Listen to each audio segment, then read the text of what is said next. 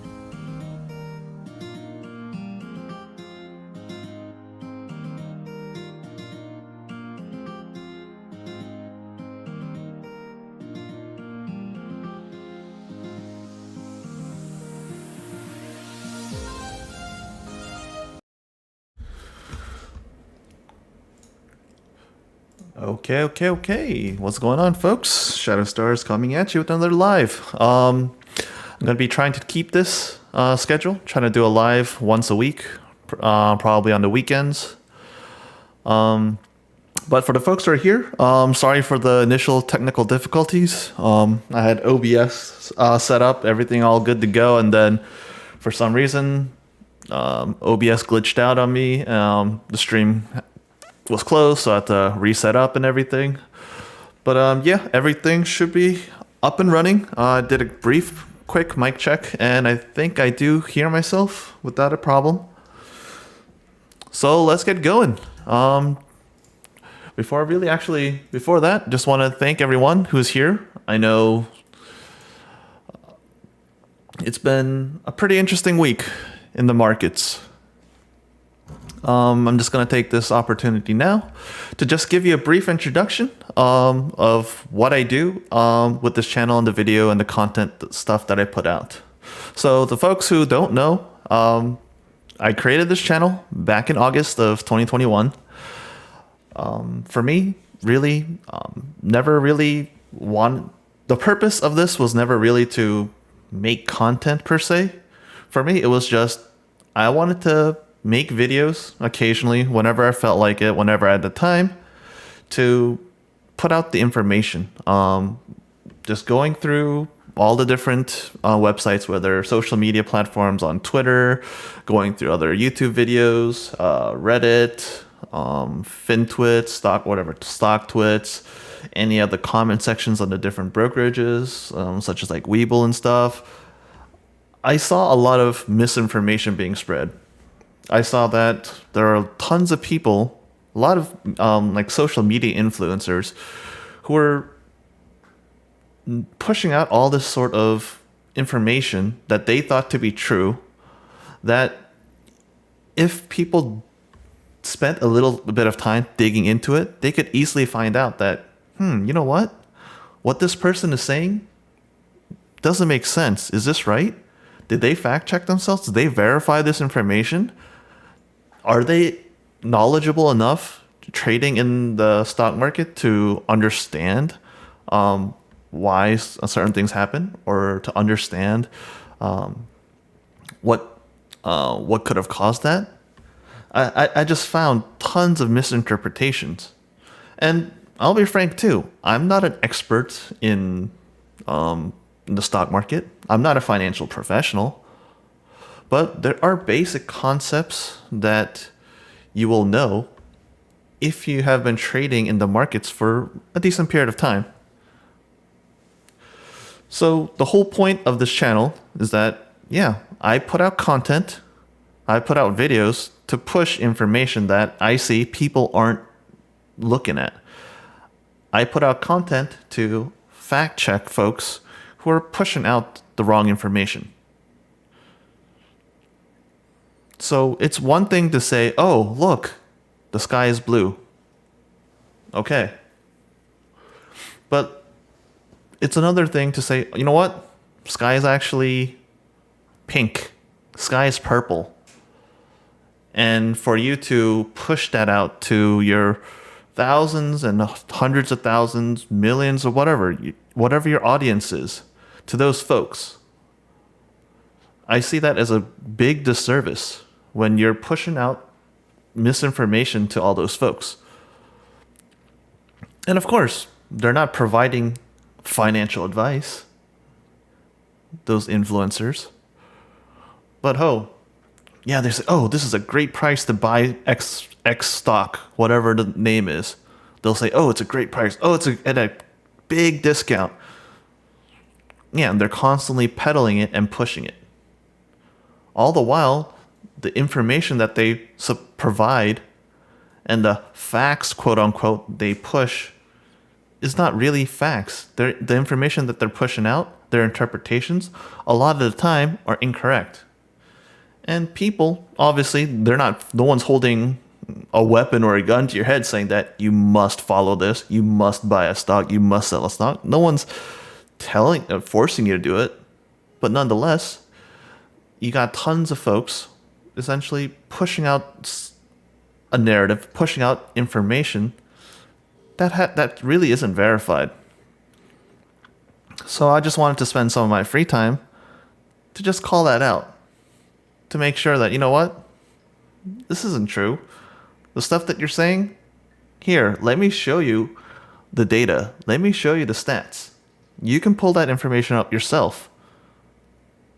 And then you can make a determination. Is what that influencer saying correct? Or is this other person's, is he correct? Are they both wrong? Etc. The thing is, for me, I interpret knowledge as power. You want information. The more you have it, the better. And especially if that information is provided by reputable sources. So, long-winded story.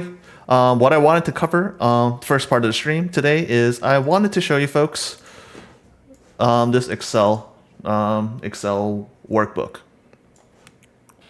This is actually the worksheet. I have a separate workbook that I use to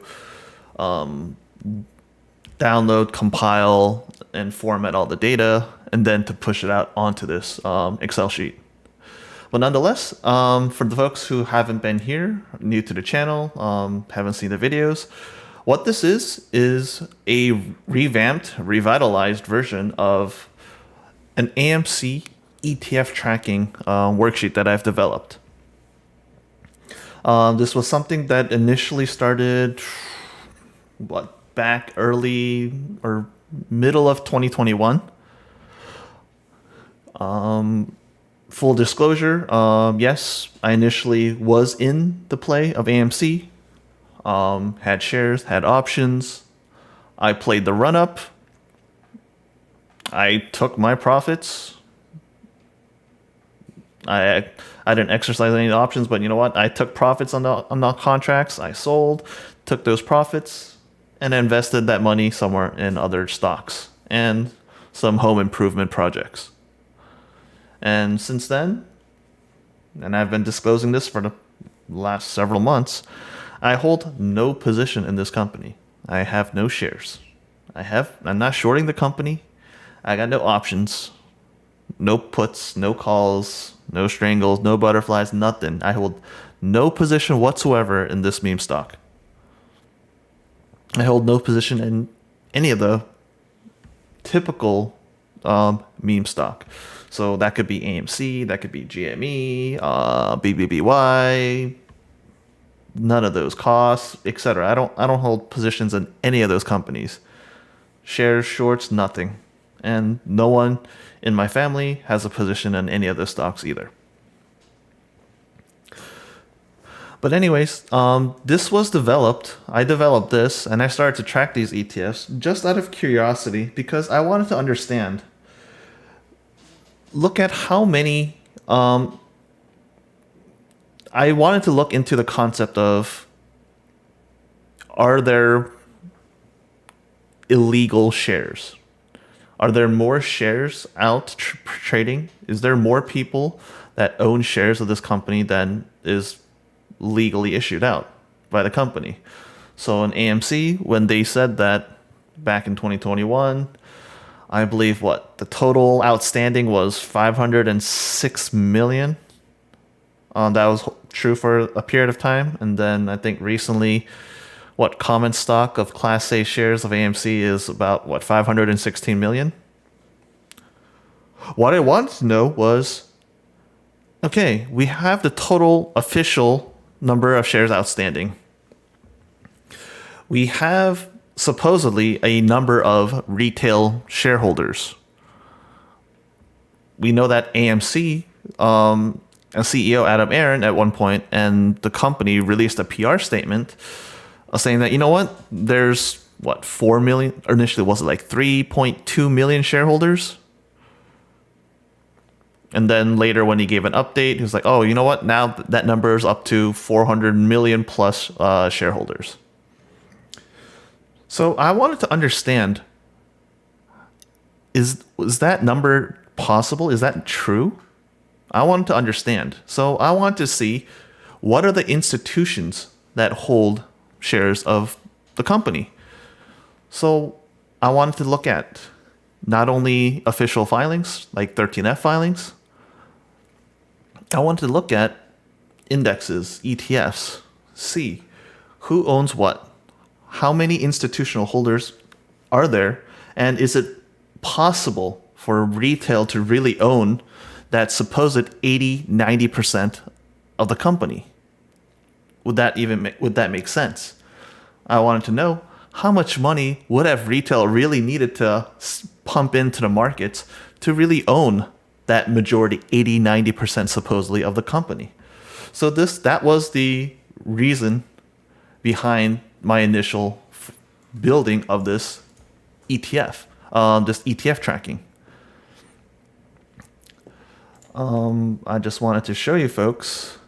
This is one of my older AMC Excel sheets. I used to track just daily share price action, looking at the volumes, lows, highs, looking at volume of pre-market, after-hour volume, volume on open, volume on close, looking at the call to put ratios, the options volumes. I used to look at lots of different metrics. Used to look at day analysis of specific dates, go through performance of the stock on earnings. Used to do a lot of different things. And I used to diligently track 13F filings.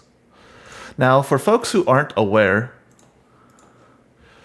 13F filing is a form filing with the SEC where institutional investment managers are required to file.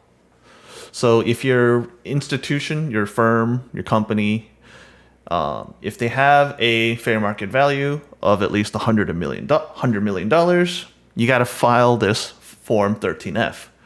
And you got to file that within 45 days after the last day of such calendar year, and within 45 days after the last day of each of the first 3 calendar quarters of the subsequent calendar year. So when you go to something like the SEC Edgar website, you can search for specific filings. So what I searched for was 13F filings. And to better navigate this website, this database of all this information, all those filings, you can search AMC specifically by its CUSIP number. So this is AMC's CUSIP number. With this, you can plug in, search through this database, search for all the firms that have filed a 13F with AMC Holdings. And you can put in a specific date. And you can see the number of all those companies. So if you look at this, 326 search results for just a search of October 1st, 2022 to end of 2022. Period of basically 3 months, October, November, and December. And you can go through these filings. Open the filings, look at the tables. You can search it by AMC, but more accurately, if you search it by the CUSIP figure, it'll tell you exactly, you know what? How many shares, SH shares. This firm had 88,000 shares when they filed on November 14th for end of Q3, September 30th.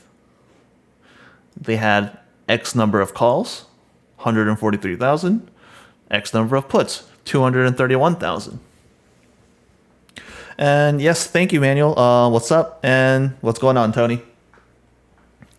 The reason why I directly get this information, as opposed to using sites like Holdings, as opposed to using sites like Fintel, etc., I'd like to get my data directly from the source. That way, I'm assured that I got as close to the original data source as possible. There's no issue of some sort of snafu in the system. You'll see sometimes there's issues in the way Fintel updates their information, updates their data, the way they do their calculations. And you've got to track it down. You've got to try to understand the information that they put out. The type of logic goes into their calculations. And you can remove all that work by just going straight to the direct filings. So if you're curious, you can go to the SEC Edgar website, go to their search system, pull in the CUSIP, put in the filing type you want. You can search for all the different filing types and search it, and you'll get all the different results.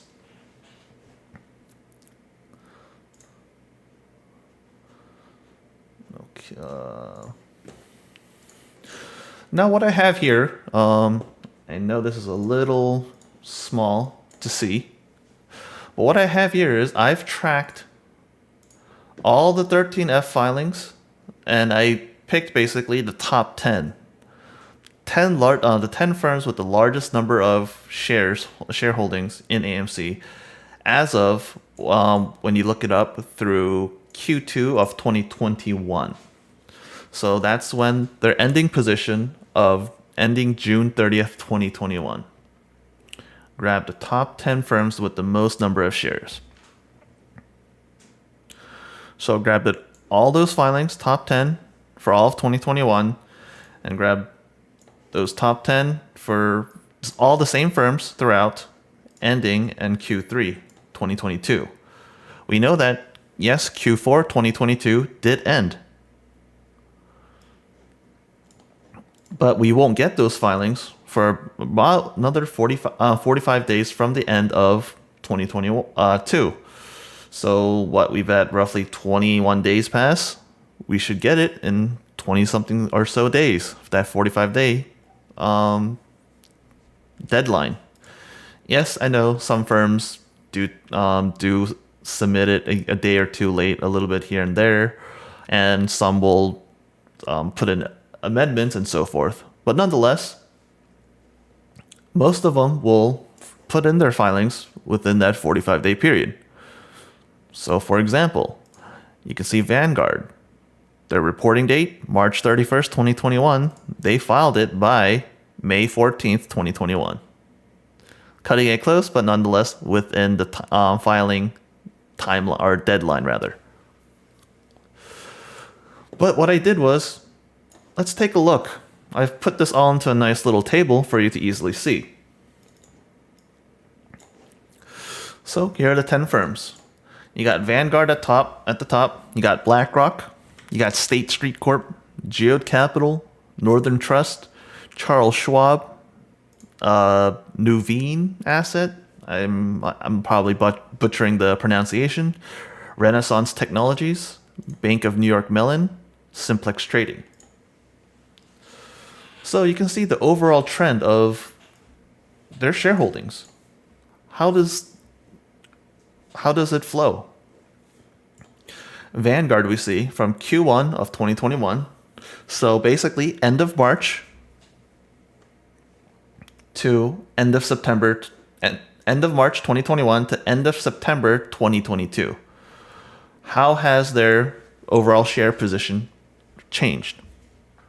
Started at 37.4 million for Q1 2021 and now 49.2 million ending September 30th, 2022. So they've increased their position. Now you want to take a look at BlackRock. We know BlackRock and Vanguard are the two largest institutional holders of shares of AMC.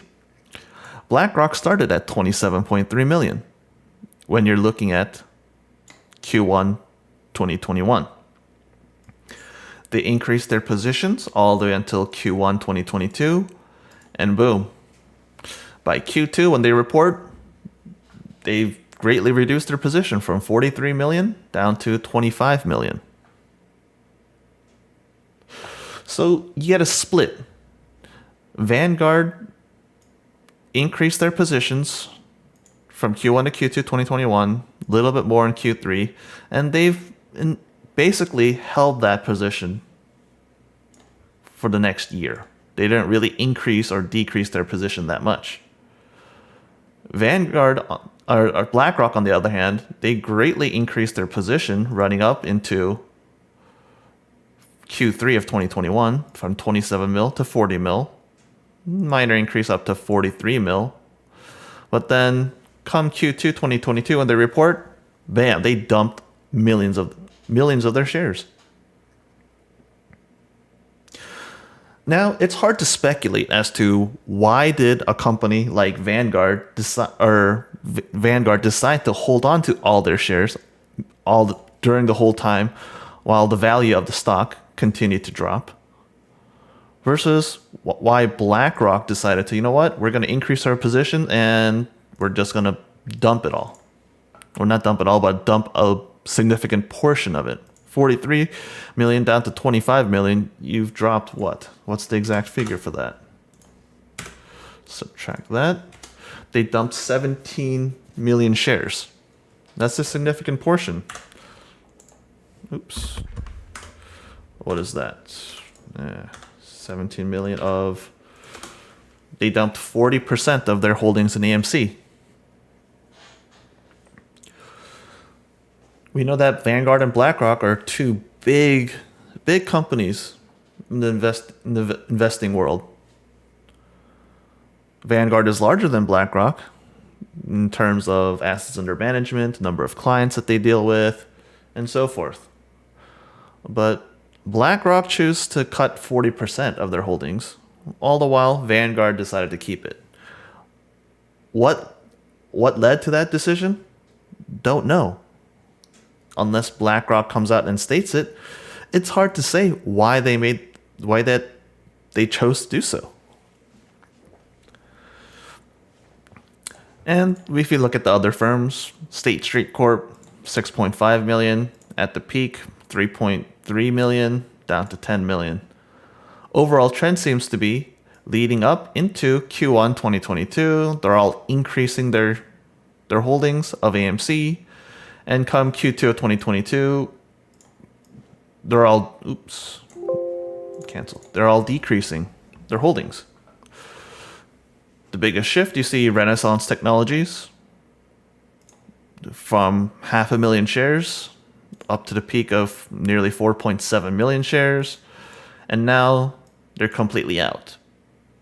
Simplex Trading, very small portion, only 20,000 shares, up to 1.5. Basically cut all their shares, had no holdings of AMC shares in Q2, and they have a little bit now. And you know that Simplex, they deal with a lot of the options contracts, if you look at their filings. But nonetheless, the total of shares, the top 10 these groups had, went from 88 million all the way up to 131 million, now down to about 101 million. I'm curious to see what Q4 we see in about 20 or so days when the filings all come out. Curious to see, where does this figure lie? But anyways, this is sort of information that I like to get directly from the source. I get it directly from 13F filings. So you can go all to the SEC website, put in the CUSIP, put in the dates that you want, select the filing type, 13FHR, and search. Remember to pay attention to the types of files, whether that is a regular 13FHR or if that's a 13FHR/A, which is an amendment.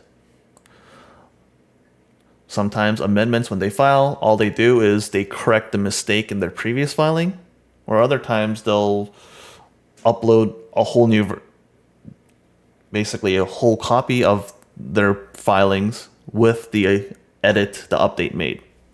It all depends.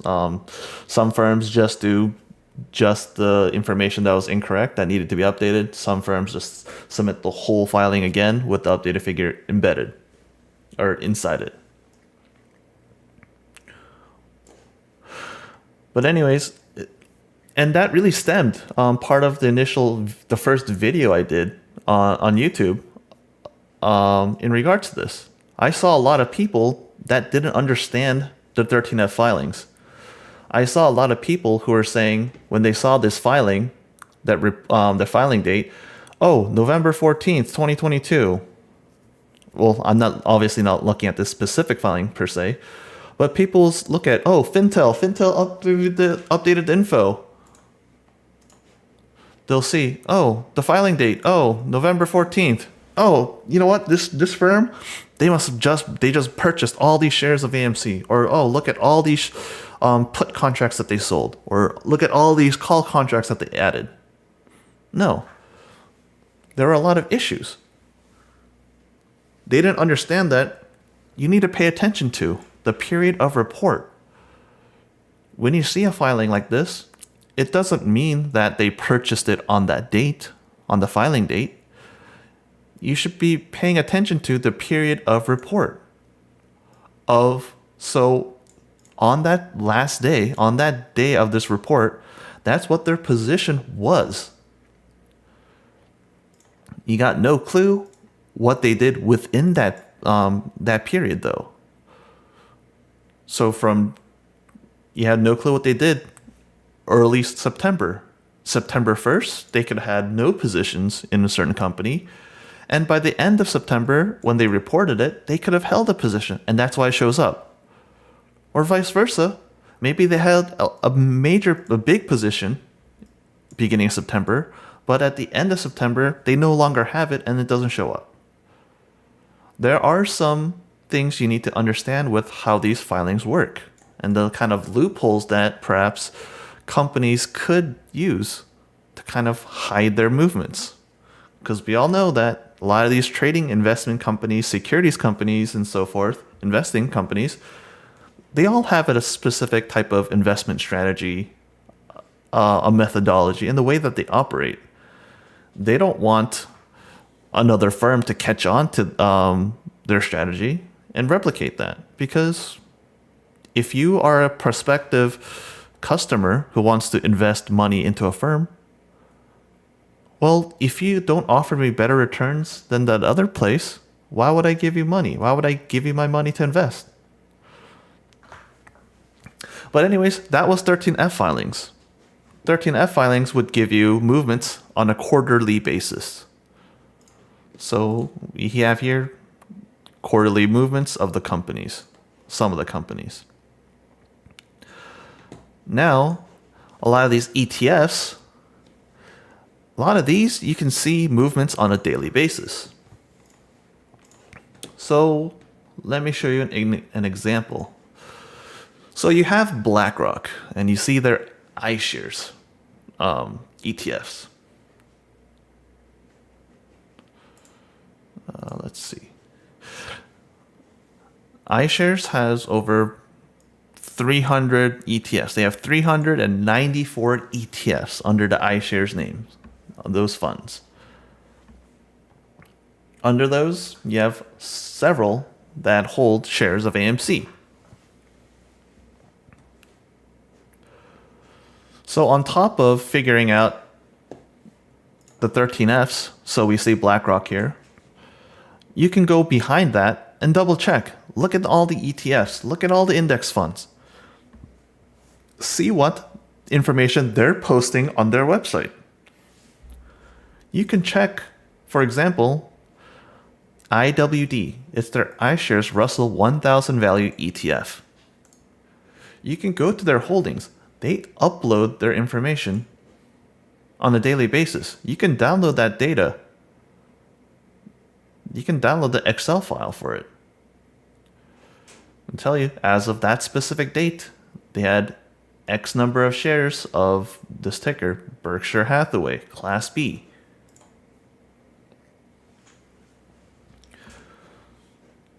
So you can go through, search through all their ETFs. Search through their 394 ETFs. And that's what I did.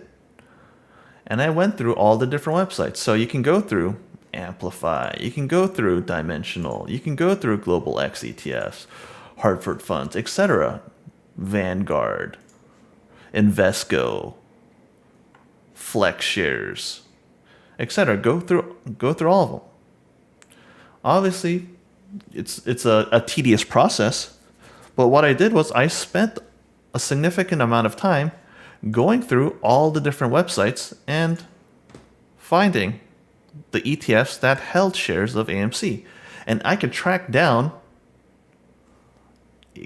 what ETFs had shares of AMC and exactly how many shares and at what date they held those shares. And then I could match that with the 13Fs. Obviously, it's not going to line up 100% because I won't be able to find every single little share because they'll have holdings outside of just their ETFs, outside of just the index funds. But nonetheless, you could account for a majority of those shares. So that's what I did. And I started tracking this on a consistent basis. So the first time I created this initial worksheet was back on April 20th, 2021. I started tracking all the different all the different ETFs for a lot of the major companies that held shares of AMC. And I decided to revive this tracking. So right now, the current list of ETFs that I'll be tracking on a daily basis, I have 48. I need to spend time to delete this delete this one out of the list because this is just bonds. So 48 ETFs that hold shares of AMC. Now the context and the perspective that I want to show you folks is that of these 47 ETFs, when I ran this information for January 20th, how many shares did they have? All those ETFs. They have about 10.3 or so 10 million. Little over 10 million shares of AMC. Now, I picked up a date, November 4th, randomly, because I stopped tracking a lot of this stuff come that November, December area. But if you look at November 4th, That's when I had some data. How many shares did, let's see, how many ETFs was I tracking at that point? 53 different ETFs. How many shares did they have? They had 21 point nearly 6 million shares of AMC. Now remember, this isn't, I'm in this whole list, you can take a look. I'll zoom in. I'm not including the Vanguard ones, because Vanguard doesn't update their information on a daily basis. But companies like BlackRock, they do. Goldman Sachs, they do. First Trust, Schwab, Fidelity, ChangeBridge, JP Morgan, BNY Mellon, Van Eck, Avantis, Nationwide, etc. Ultra, ProShares, etc. They all updated their positions on a daily basis. You can download the Excel sheets. In some cases, they were PDFs. I'm looking at you, humankind. I don't know why you decided to push numbers in PDF files instead of Excel. Makes no sense, but yeah. And there are a couple others.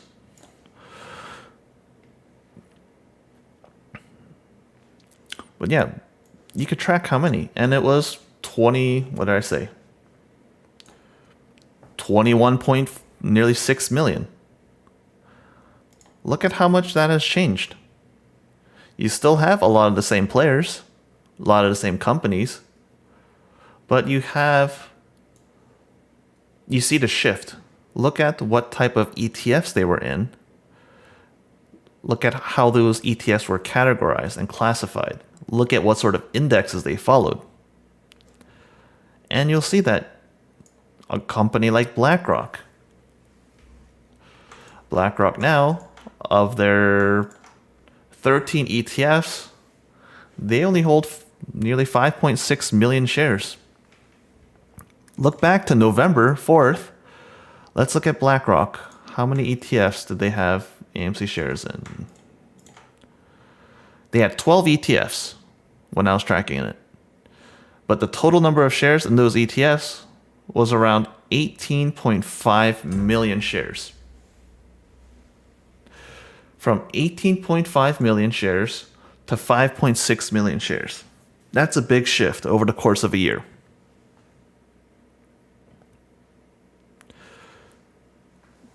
And you can go look at other companies. How many shares did Goldman Sachs hold in that ETF? Do they have GINN? Yes. That one has currently 72,000 shares versus at 27,000 shares in that specific ETF. But Goldman Sachs used to have 4 ETFs holding AMC. Now they only have 2. So combined value of those shares, just under 90,000 versus 416,000. So you see that a lot of the firms, it looks like, they've cut down significantly the number of shares held in their ETFs.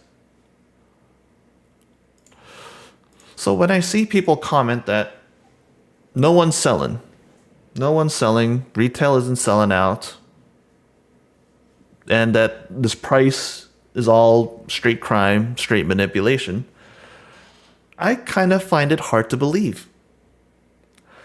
I can look at the ETFs and I can see that they no longer hold the same number of shares. Big ETF, big holder of AMC, BlackRock, on their iShares Russell 2000 ETF, IWM. Nearly 12 million shares of AMC back in November 4th, 2021. You look at IWM right now, they don't hold any shares of AMC. No ETF under BlackRock's holdings right now holds more than 10 million. Let alone, look at it, no ETF holds more than 1.5 million. They've greatly reduced their holdings. And we know that we can look at the 13F filings that show you they've reduced their position. So what, November 2021 is would be included in their quarter 4 2021 13F when they were holding 42 million shares. Come look at it now, 25 million shares. And you see ETFs also reveal it. They've greatly reduced their holdings. So anyways, just tracking the ETFs gave me some perspective, gave me some more additional information of what are the movements? What are the movements day to day? Because you can only get 13F filings every quarter. And we know that those quarterly filings are approximately 40 days after the end of the quarter. So that data does you no good. If you get a filing for end of September 2022, yeah, you'll get that information sometime mid-November.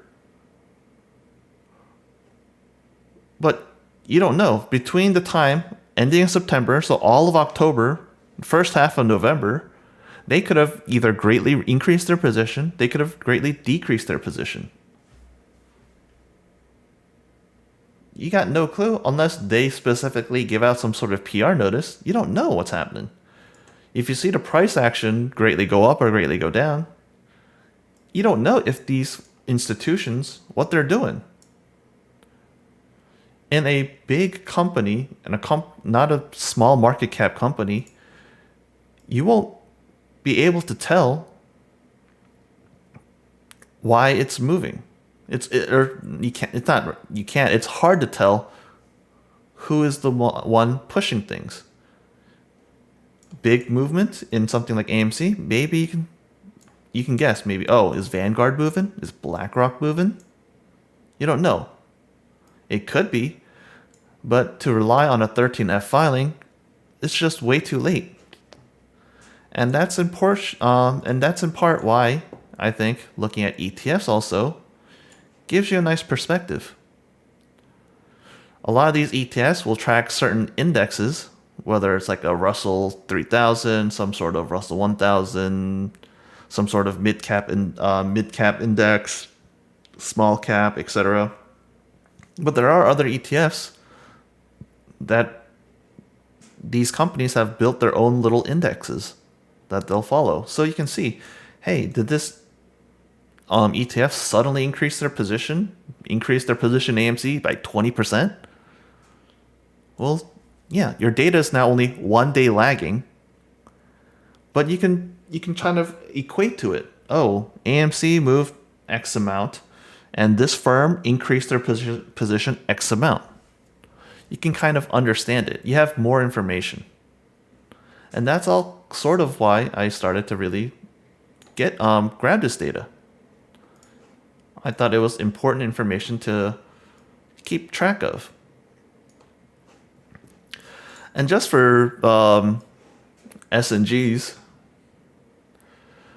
I just did a screenshot of some of my backups for a lot of data and files that I kept for AMC.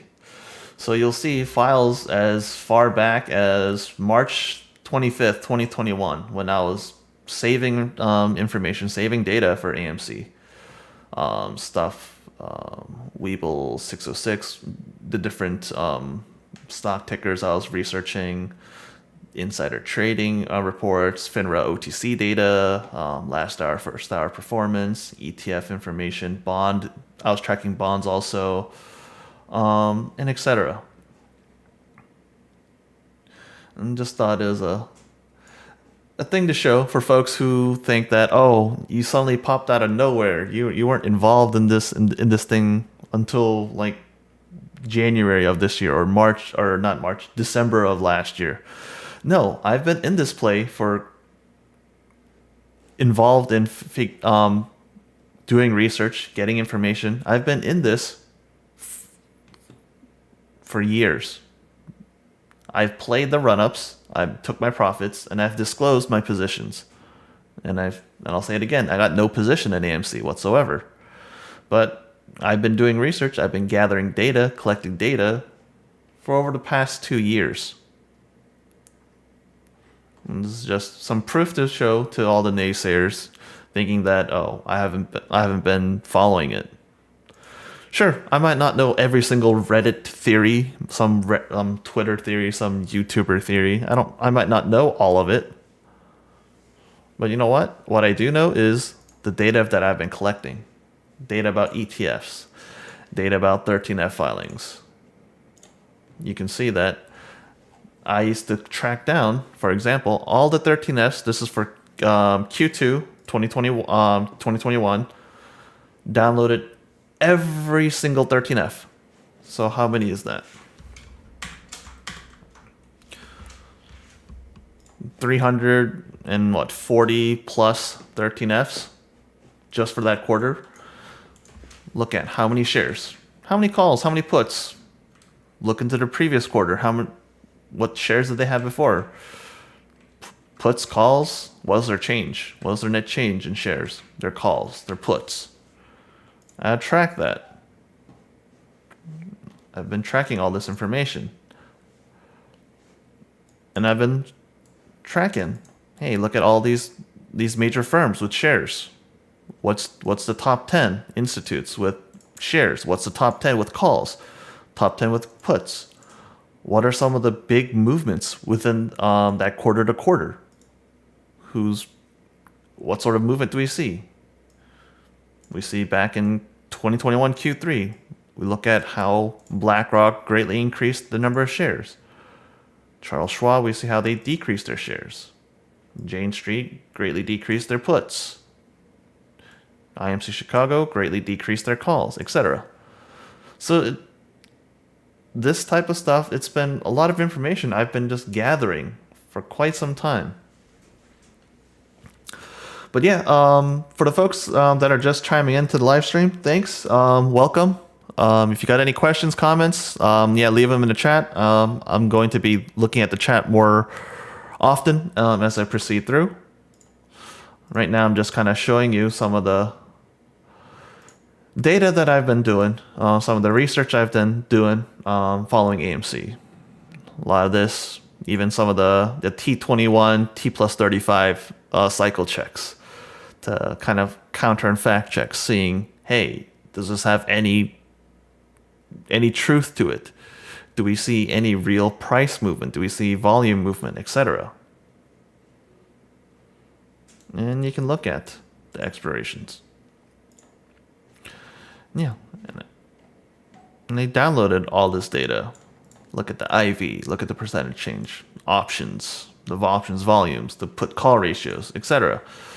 It's just a whole lot of information that I've been compiling and storing over the course of past several years.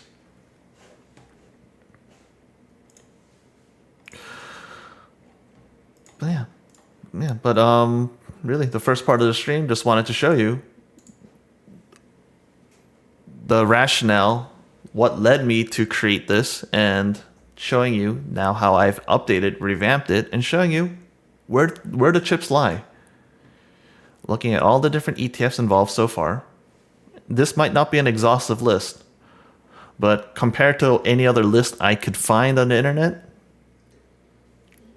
I didn't see anything better. This covers more ETFs. I have another tracking just for the bonds.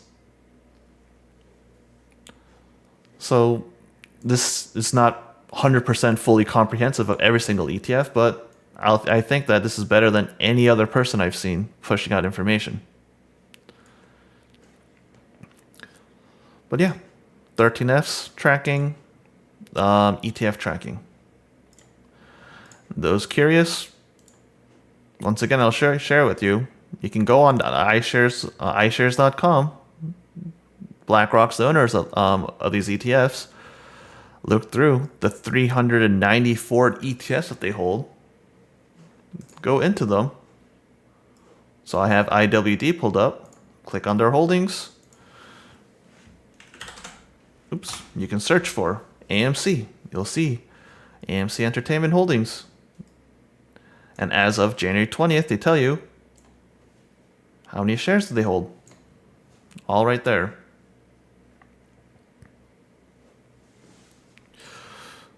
Yep. So that's what I wanted to share for the ETFs.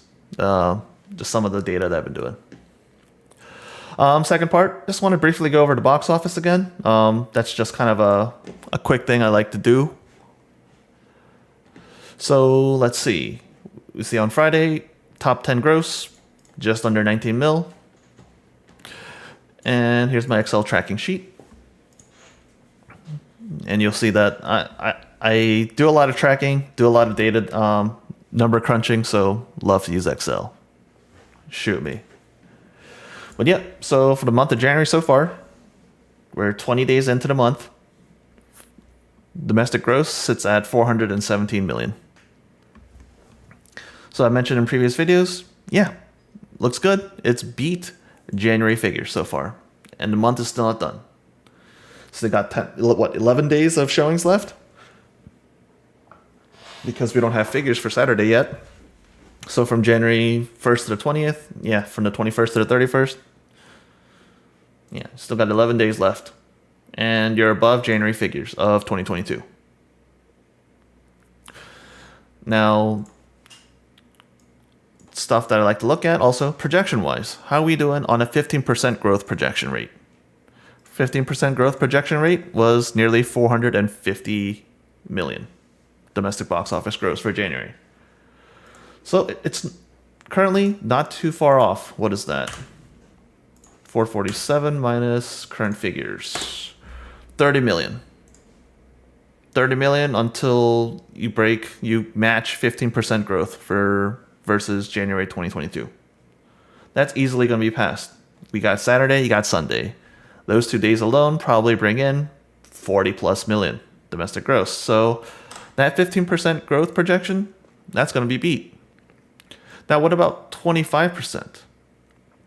I mentioned that 25% growth because I'll keep on referencing this. Both CNK, Cinemark, and AMC Entertainment Holdings, both the CEOs, Sean Gamble and Adam Aron, they're saying roughly 15 to 25% growth this year versus previous year, expecting 75% to 80% pre-pandemic levels.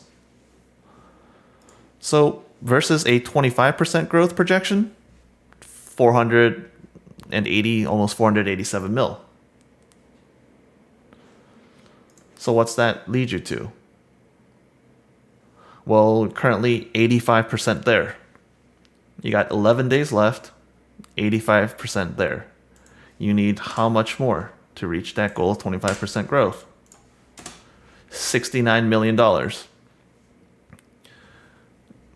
If each weekend does, this weekend you still got 2 more days. Let's say both do 20 million each. You got another full weekend left, Friday, Saturday, Sunday. If they both do 15 million each, that's 45 million, plus another 40 million coming through. Yeah, you'll breach that 25% growth. So that's good news. You're on pace for better growth. But you're not out of the woods yet. This is where the perspective comes in. How are you faring compared to 2020, 2019, 2018, same period?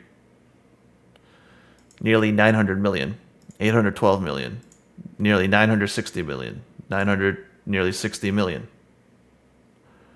So look at the average of past 4 years, 2020, 19, 18, 17. Averages bit over 900 million in a single month, in month of January. Even if you match and beat 2023, the 25% growth, let's say you do 500 million. You're still way below the pre-pandemic levels. So currently you're at 46% versus 2020, that same period of January. So the good news is you're looking to be on track right now, just at least for the month of January, you're on track to beat the low estimate of 15% growth and probably beat that 25% growth. But you still have a long ways to go to reach your pre-pandemic levels.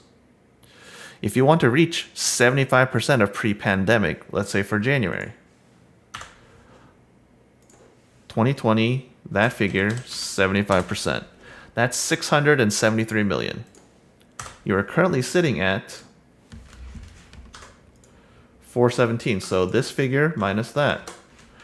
You still need another 255 million to reach 75% of pre-pandemic. Now, I'll preface this. Not every single month will be hitting that 15 to 25% growth. Some months it might be a lot higher, some months might be a lot lower. But the overall year itself, if you hit that growth, then hey, you're well way on your recovery. But the point that I'll continue to stress is that enough?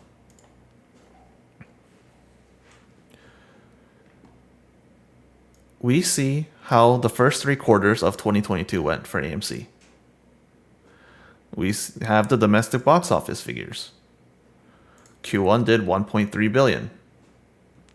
Right now, we can see, let's say January ends up with 500 million. So 500 million takes a big chunk out of that 1.3 million. So let's say, subtract 500 million. You still got 843 million spread over 2 months. You need over a 400 million average to match Q1 figures of 2022. But if you match just those figures, if other things hold mostly the same, between your ticket prices, between your concession prices, the profit margins between the tickets, the concessions, your operating expenses will probably more or less align with what was previously done in Q3, because we know that they're adding more theaters. They are dropping some, but they're still adding more theaters too, so you'd expect stuff like operating expense, the rent, to continue to go up. And we know they still got their debt payments. And we know how many millions that they lost in Q1.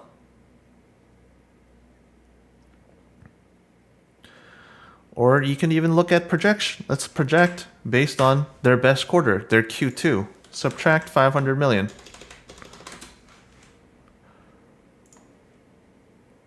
You would need 900 million over the next 2 months of February and March to hit that same 2.3 billion figure. But even in that quarter, they were still burning over $100 million. Sure, if you look at total revenue and you subtract just film exhibition, food and beverage, operating expense, their rent, you don't calculate the depreciation. Sure, they're operating better, and you still have to pay your debt. So yeah, your net earnings might not be as bad. But is that going to be possible? Q1, even best case scenario, your Q1 will not match Q2 performance. So you're going to be burning at least 100 million plus.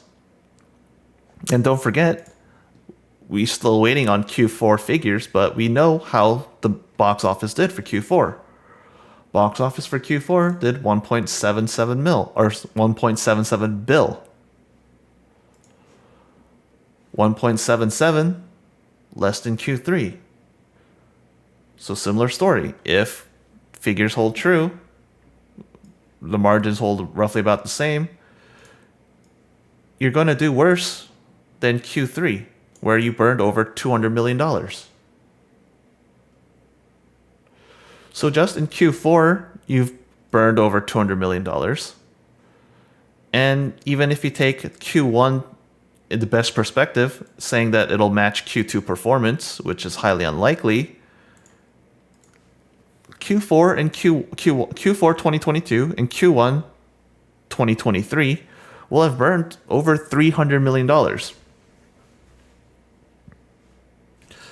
that's going to put a significant dent in their cash and cash on hand, their liquidity.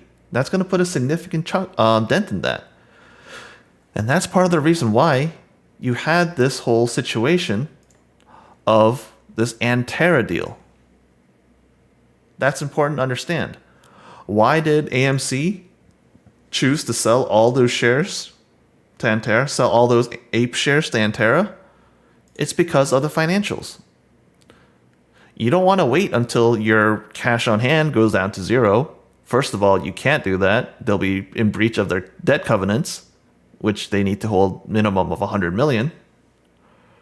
But besides that, you don't ever want to get into a situation where you don't have money, you don't have cash, you don't have that flexibility. Because you want the ability to perhaps acquire more theaters, you want the ability to try out different things.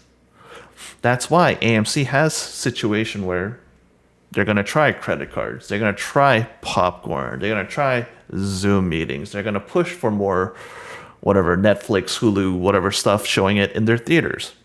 You need money to do that. That's why that dilution is occurring.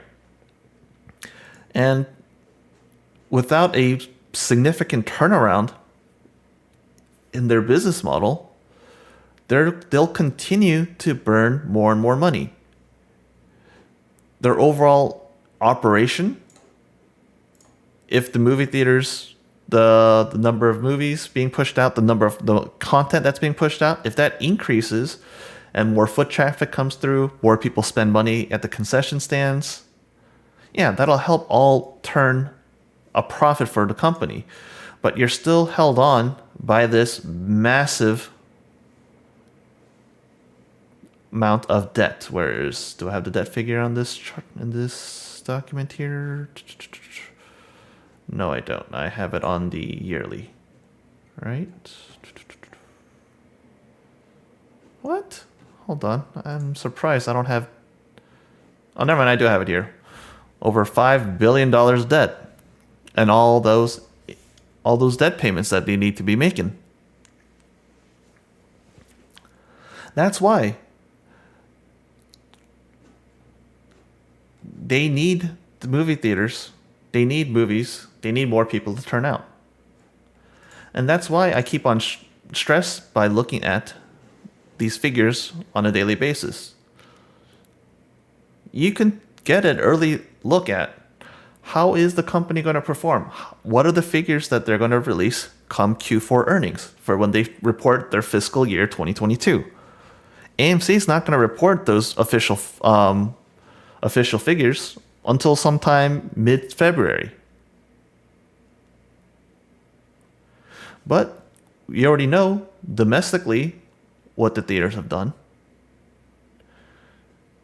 And in some portions, you can look at internationally. You can look at how a specific movie did internationally. You can look at, oh, you know what?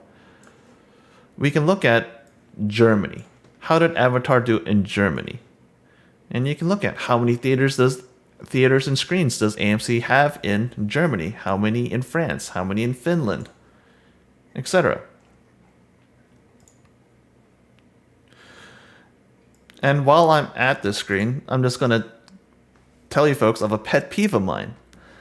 A little pet peeve is when people keep on stressing, oh, Avatar, killing it at the theaters. Movies aren't dying. AMC is going to go to the moon. I hate when things like that are pushed out. There's no context given. Yes, Avatar is doing well. Cameron James, yeah, Avatar 3 is going to come out. Probably Avatar 4, maybe even 5, 6, I don't know. But guess what? They're saying that movie will have easily they have made a profit on it. They've broke even on it. But guess what? This worldwide figure does you nothing when AMC doesn't have those theaters in those countries. When you look at international of nearly 4 billion, a lot of that comes from over 200 million in China. How many theaters does AMC have in China? 0. South Korea, nearly 100 million there. How many theaters does AMC have in South Korea? 0. India, 56 million, nearly 57. How many theaters does AMC have in India? 0. Australia, 0. So it does you no good if it's killing it internationally, where you have no theaters for your the patrons to go to. It's really the domestic, and even the domestic, that 500, nearly 600 million figure. AMC doesn't own every single domestic theater. They only own a portion of it. There's companies like Cinemark. We know Cineworld is going down, but Cineworld. There's tons of different movie theater companies. And AMC only gets a portion of that. They only get a portion of that nearly 600 million. And on top of that, that's not pure profit for them. Remember, they got to pay production studios. Production studios get a cut of those ticket sales. But let me catch back up on the chat. Why doesn't AA do a reverse split 1-10 on Ape only and leave AMC shares alone?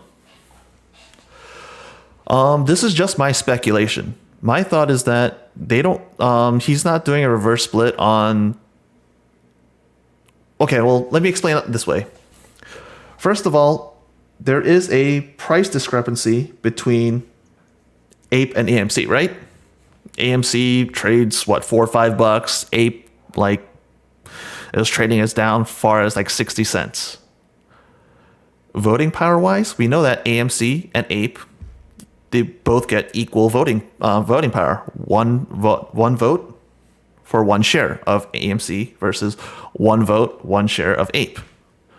So for all intents and purposes, they're the same. Voting power wise, they're the same. But the thing is that what AMC needs to do, as I've explained, when you look at the financials, they need to raise more money. They need to fill up their war chest because currently the company is not profitable.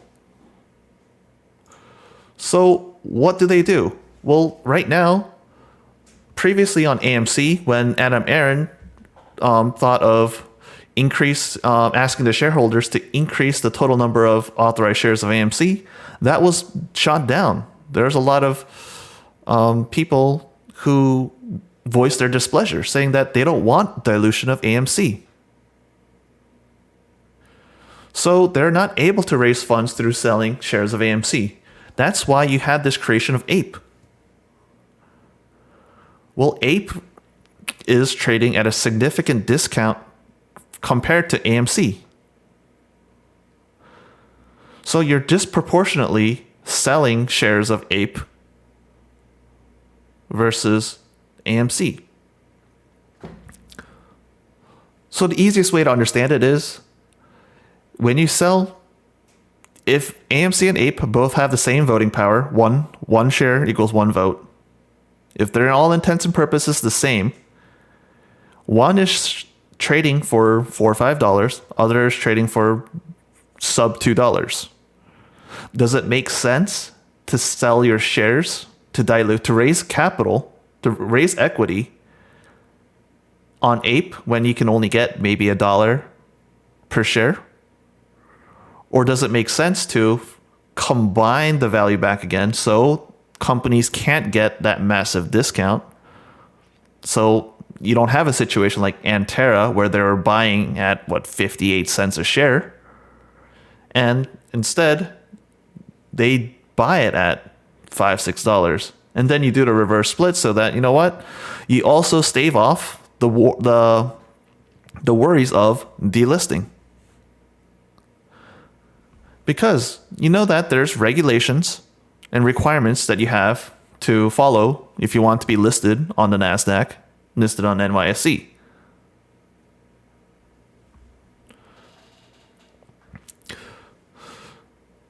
So let's see, let's follow up on the chat here. People hold more AMC than they do Ape. That's why Ape gets 1-10 split, not Apes. I'm not sure if people hold more AMC than they do Ape. at least from what I've seen from the select kind of group of very heavily AMC investors, a lot of folks, they have significantly more ape. Well, in part because it's so much cheaper than AMC. But yeah, you have exactly equal holdings of both. Okay. Let's see. So if you have 50% of both, you cover on one unless they both do in the grave. Don't quite understand it. He sold at 66. No, that's the average combined. If you actually look at the specific filing, no, I can pull it up here to show you.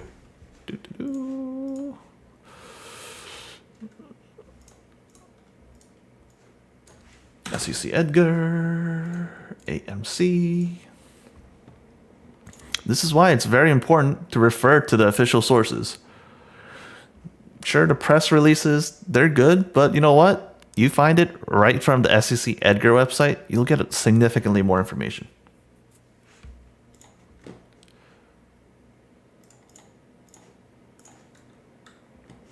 That's the press filing.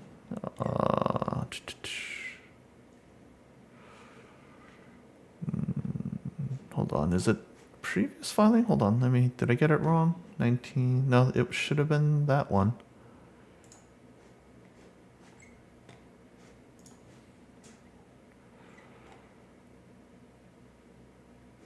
Where was it? I'm gonna pull it up here. Where's the actual FPA agreement? Oh, might have been this one here. Right here. The FPA agreement, there. 60 million ape shares. Guess what? They were able to get them for 58.2 shares. Or sorry, they were getting it at 58.2 cents per ape. The 66 is an average of all the different. When you factor in, guess what? The 106.5 million ape at 70.4 cents per ape, per share of ape. You get the 60 million at 0.58. Yeah, that's why you do the averages. Bam. That's when you get the 66. Let's see. I don't think AMC investors have more intentions to buy. I'm trying to figure out the thing. I'm trying to understand your line of reasoning there, Tony. Let's see. Felix, I say no to all three. You're in 100K. You're talking about you have still have $100,000 worth of AMC and Ape, or you had initially $100,000 worth. Either way, I mean, let me be frank with you folks. I don't care what you choose to do. I'm not telling you to buy or sell. It's your money. You do what you want with it. My channel here is merely to show you the information. I show you exactly where I'm getting this information from. I'm getting it exactly from the SEC.gov website, the SEC Edgar website. I pull up the relevant 8K filings. I show you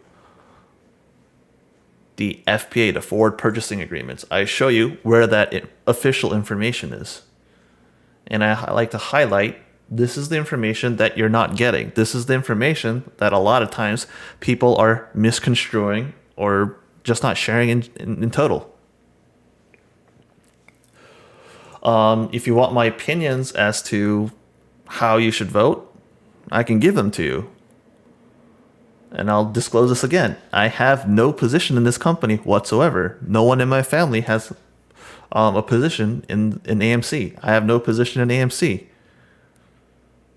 I don't tell folks what to buy or what to sell. I don't do that.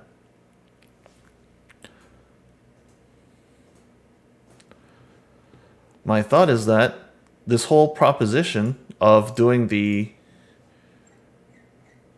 this whole thing with Antera, for them to do the debt equity swap, for them to sell shares of Ape, this all had to occur.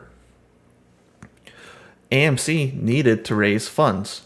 We can see how low they were getting on their cash on hand. You don't want them to be in breach of their debt covenants, that $100 million minimum liquidity that they have to have. Because they're burning 200 million plus per quarter, they're getting dangerously low. They need money to be able to purchase, take over new theaters. They need ways to increase their revenue, to increase their potential profit. So that deal probably was the only thing that was available to AMC. They had to raise money. If Antera was the only company reaching out to them to give them some money, then hey, it's like a poison pill. But one thing to note is that, guess what?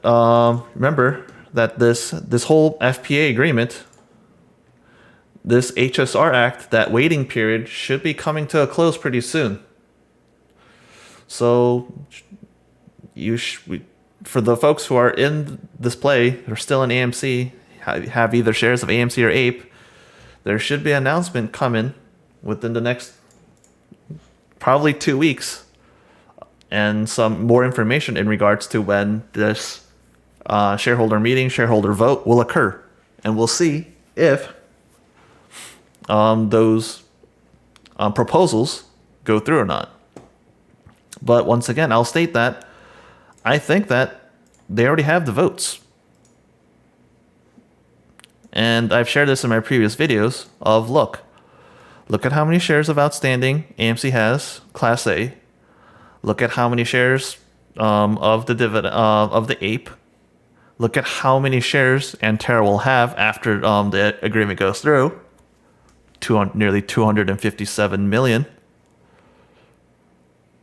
They own a significant portion of AMC.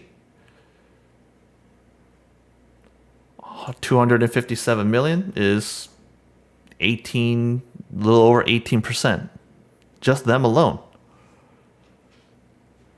You factor in, when I do tracking of firms, look at a firm like Vanguard. 49 million shares of just AMC. We don't know how many shares of APE that they have. Look at BlackRock. They supposedly had, or not supposedly, they reported 25 million shares back on that Q3 filing. So that, if you use those figures, that's another 74 million shares. That's another significant portion. A lot of these big institutions, how are they going to vote? It's more likely that they'll vote in for the proposal. And obviously the board members. So Adam Aaron, Sean Goodman, Frank Elizabeth, etc. All those folks, they'll be more likely to vote in favor of those proposals. It'd be ironic for the board to propose certain to bring up certain proposals and then for them to vote no on their own proposals. That doesn't make sense. So I think that while you definitely should let your vote be counted, I think that it's important if you're an investor to let the company know where you stand. I think that it doesn't matter. It doesn't matter how you vote, because I don't think that retail owns a majority of the company anymore. I think that majority of the company is once again in the hands of of these big institutions. If you go by the top 10 groups based on quarter 3 13Fs, they alone have 101 million shares of AMC, Class A common stock. So that's what? Nearly one-fifth of AMC. So that's what? 20% of Class A common stock AMC? You look at Antera. Antera will own almost 260 million shares of APE.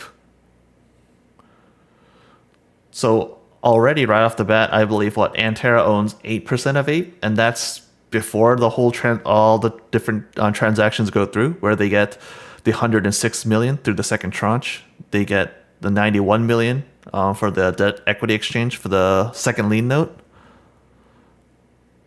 Just some of the big firms, Vanguard, BlackRock, State Street, when you factor those in, they're going to have, I'd say, more than 51% of the vote. They're going to be voting more.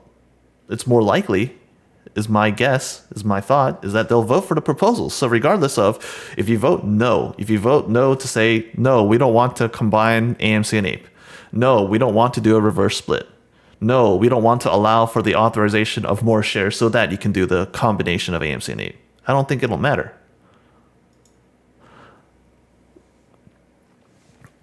But the next step from here is what I would be thinking about. When those proposals go through, what would be the impact? That's the thing I'd be thinking about. But also, let's say that, okay, the vote doesn't go through. Is that going to be beneficial to AMC? That's the thing. We can pull, once again, let me pull up the financials. If you don't like my Excel and don't trust it, I can pull up the 10Q here, right from the SEC Edgar website. Right here, 684, nearly 685 million cash and cash equivalents. Your net loss for Q3 was over nearly $227 million. Over the last 9 months, you've burned nearly $690 million.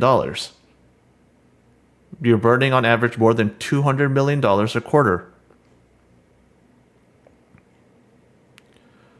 If you're burning $200+ million a quarter, you have under $700 million. How many quarters left do you have at the current burn rate? 3.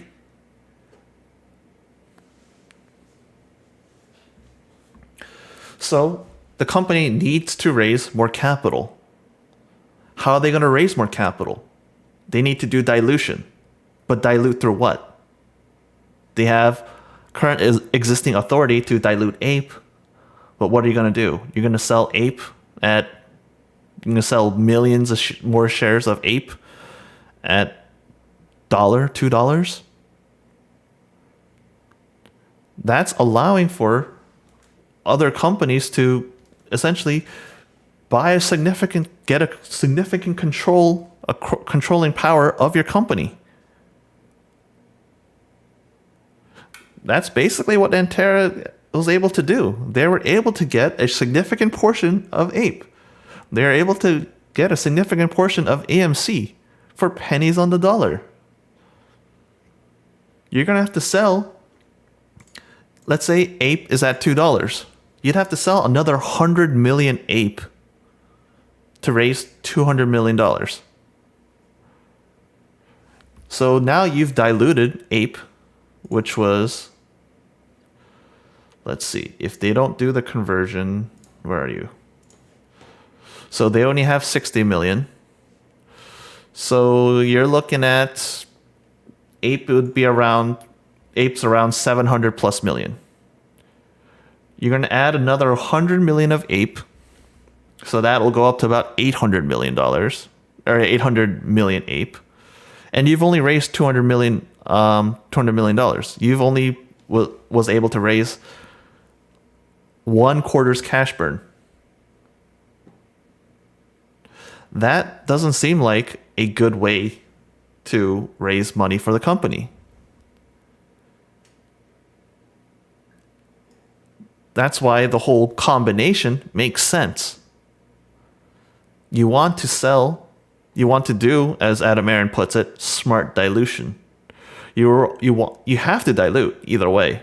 But the question becomes, do you want to dilute through the added value, the combined value of Ape plus AMC, or do you want to dilute it through the already heavily diluted Ape? When you sell and dilute through Ape, you're giving away more and more of your company, but receiving far less equity in return. When you do it through AMC plus 8, when they do the combination and you dilute it through then, you're able to raise more money without giving as large of a controlling portion of your company. That, from a logical standpoint, makes sense.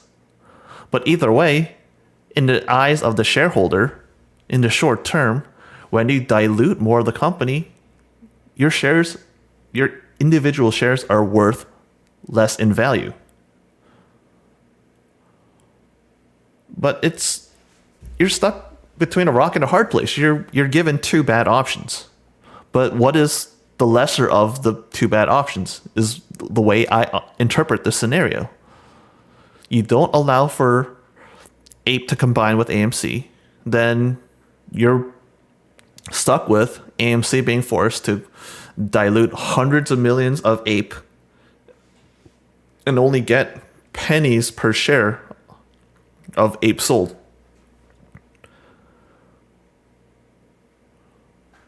If you allow it for that the combination and all that to go through, then yeah, you're able to raise more equity for the company, buy more time for the company to survive. Because right now it's a battle, it's a race to see how quickly can the box office recover. We know that January better than January 2022 versus January 2023. Currently 2023 is better than 2022. But how quickly are all those movies going to come out to the theaters? How many more releases will be out in 2023? How many people will be watching those movies in 2023? It's a race to see. Will the box office recover quicker than the cash burn rate of the company? If it does, then maybe you don't need to do a dilution. But if this recovery in the box office is slow, then AMC needs more time. It needs to raise more money. And don't forget that just because they buy more time, you still need to think about that $5 billion in debt. Yeah, the big payments for that isn't due till 2026, but how are you going to pay it back either way if you're not making hundreds of millions of dollars of profit every year? If you don't do that, you don't have a way to pay that debt off. That's the way I think about it. And let me catch up on some of the chat again. I hope we MOAS before we vote. I hope that happens for you folks if you're in the play. As I said, I'm not in the play at all. No shares. So I personally think I really doubt there's any MOAS. I think the MOAS already occurred, but that's just my thought. Apes do not have the strength or the will to cause an AMC squeeze like GNS. GNS, I did a brief look at GNS, and good lord, I think that's just a scam.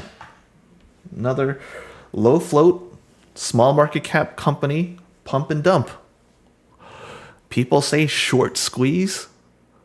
I look at the short interest numbers, and I don't see a mega high short interest on the company.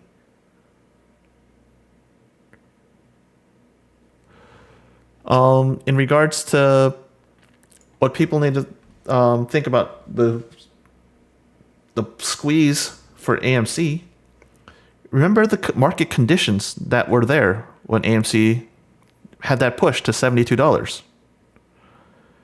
You had a very bull market economy. Everything was up.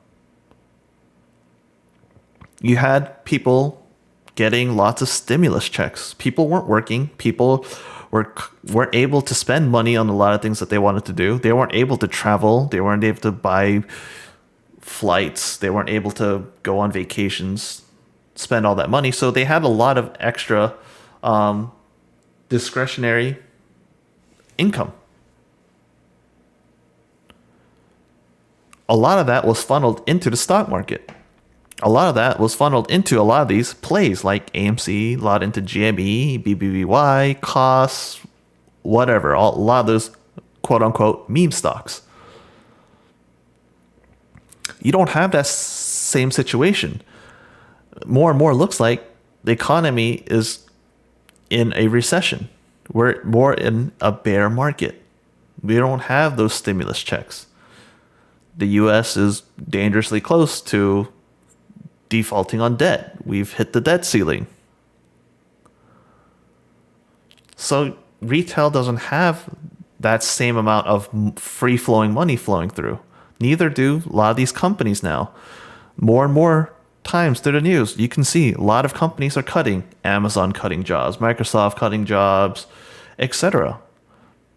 Google, etc. You see tons of companies slashing jobs. Lots of companies slashing pay for their employees, slashing pay for their executives, etc. We're contracting. But even then, when you look at that squeeze narrative, when you look at how GameStop, if you look at how AMC, they all pushed millions and hundreds of millions of shares being traded. If you think about it, you think that's all retail pushing those orders? You think retail has hundreds of millions of dollars? They all suddenly had all that type of money to buy and sell stuff?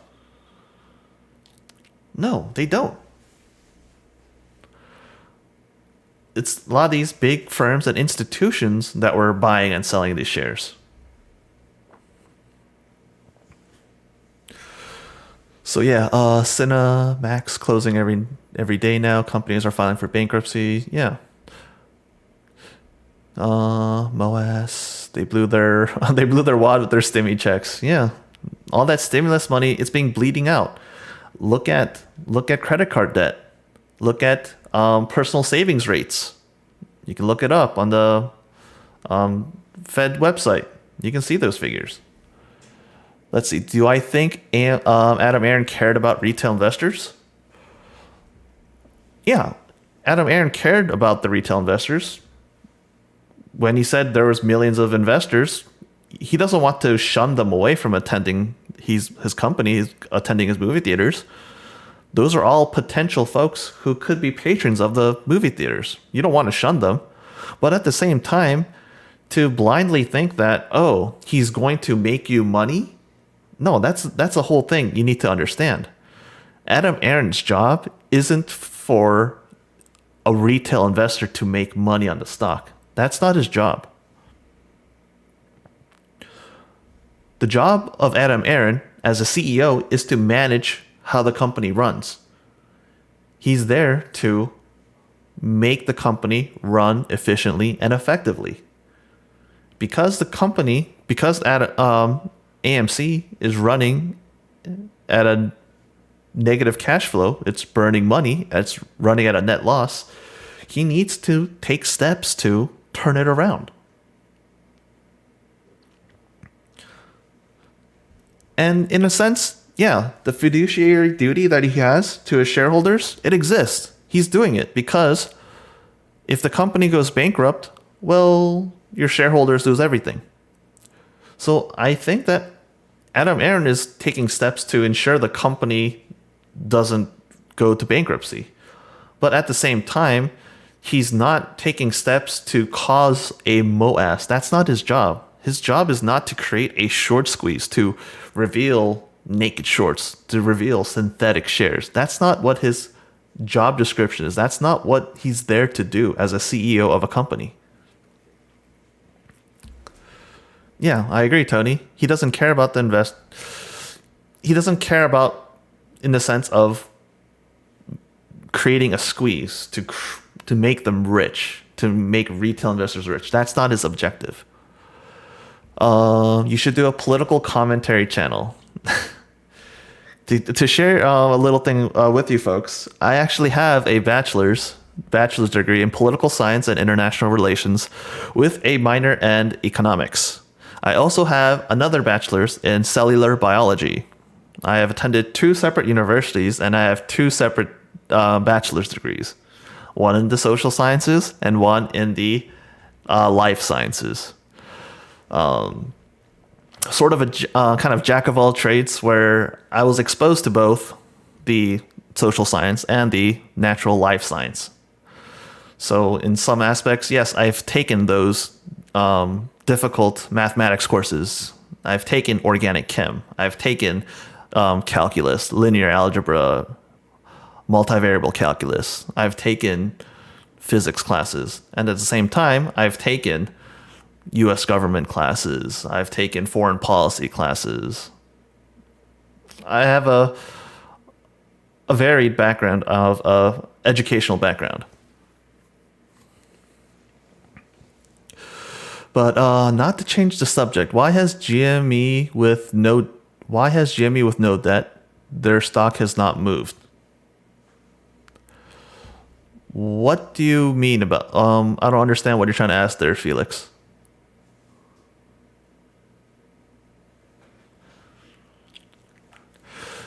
Jordan, most of the stimmy checks got funneled right back to the 1%. Honestly, yeah, you can see. Look at how much money was printed during the pandemic, and look at how much more money that the top 1% gained. The stimulus checks was not a redistribution of wealth to the lower class or the middle class. All that money, all that extra money printed, all those, was it PPP loans? Those all went to the big businesses, went to all the big companies. You had basically wealth sucked out of a lot of the low income class, the middle class. A lot of it was sucked out of them.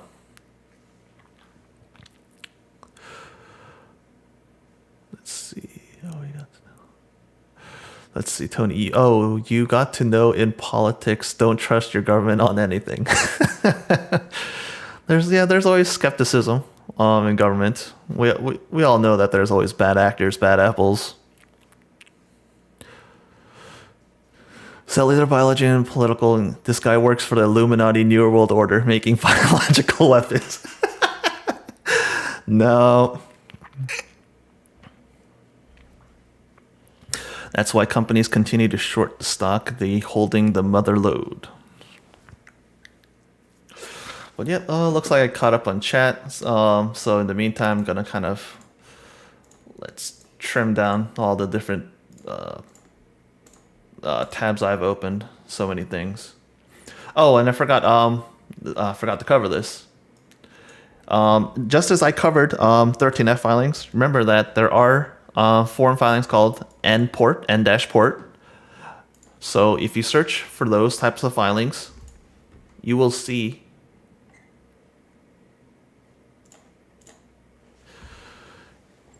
those. What? Oh, oops! I need to unselect 13Fs. You will see these ETFs. You'll be able to track down. You'll get the monthly report for them. You'll see what was their position September 30th. What was their position August 31st? What was their position October 31st? You get to see that. A little less delayed. You get them on a monthly basis as opposed to a quarterly report for the 13Fs. And obviously not all the N ports line up to the total holdings of the company. But nonetheless, you'll still get a vast majority of the holdings of the company. So that's also something I did track. Where is it? Yeah, so if I look at some of my old filings, yeah, I look at all the different imports. Look at all the different index funds, all the different ETFs. You can look at all the different shares. So for Q2 of 2021, I was able to track down 61 different index funds, index ETFs. And we can see how many shares, over 4 million shares back then, versus the, nearly 127 million shares that were, minus that, nearly 128 million shares reported through the 13F filings. But once you really have to line up the figures, because these are reported on a monthly basis, these are reported on a quarterly basis, and they update all the time. And they don't always all report exactly on the same month. But yep, that's just some of the information I want to share with you folks. ETF tracking directly from the company websites, the official SEC filings through the 13Fs, through the N ports. You can see that movement there. And you can try to line up when you download the exact CSV files and you find out BlackRock, iShares, ISCB, their Morningstar small cap ETF had 30,676 shares of AMC. Well, if you have, you can look at what they file at the end of the month. Let's say January 31st. And you can look at when they file their N port, when they file their update for their different ETFs, their different indexes, and you can see, bam, they held that many shares. But you get a nice little update ahead. This data is only 1 day behind, versus you waiting to figure out those filings, N port filings, that are more than 30 days.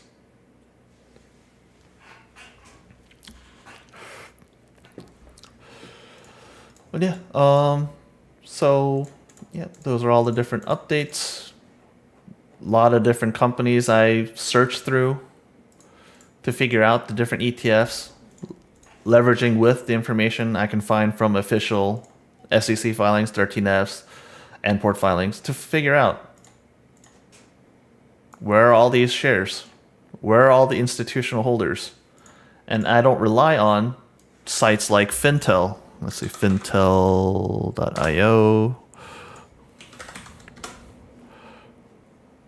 Let's search.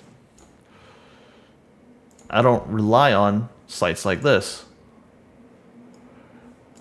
because I'd rather get the information directly from the websites, the SEC website, because a lot of this information could be incorrect.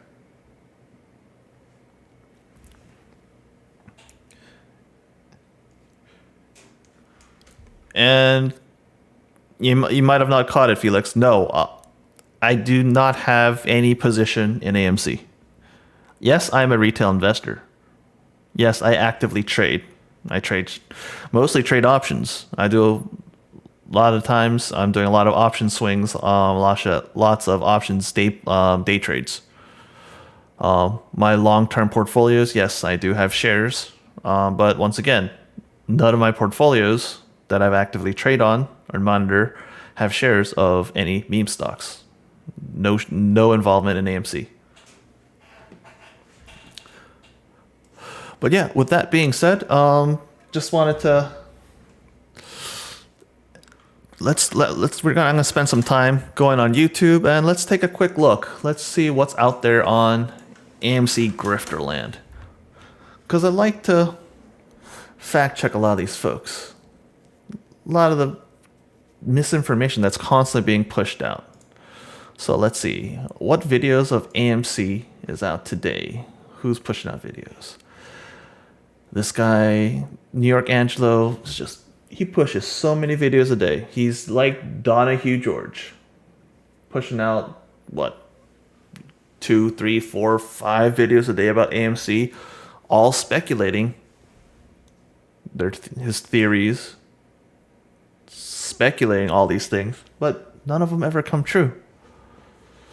Creative Investor, I don't think I've covered him on the channel, but curious.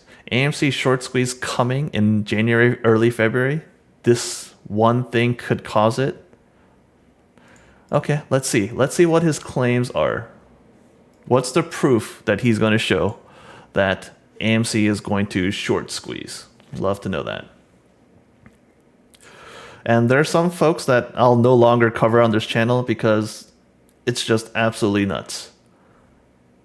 Frankie Mohammed, this guy got no clue what the hell he's talking about. maybe if someone clips me a certain portion, where he finally seems to have figured out like what the hell he's talking about, maybe I'll cover him again. But at the moment, this guy, no clue what the hell he's talking about. Another person that I won't cover on this channel again, Ape Father. Ape Father got no clue what the hell he's talking about either. I think last video clip I saw him, he was still preaching about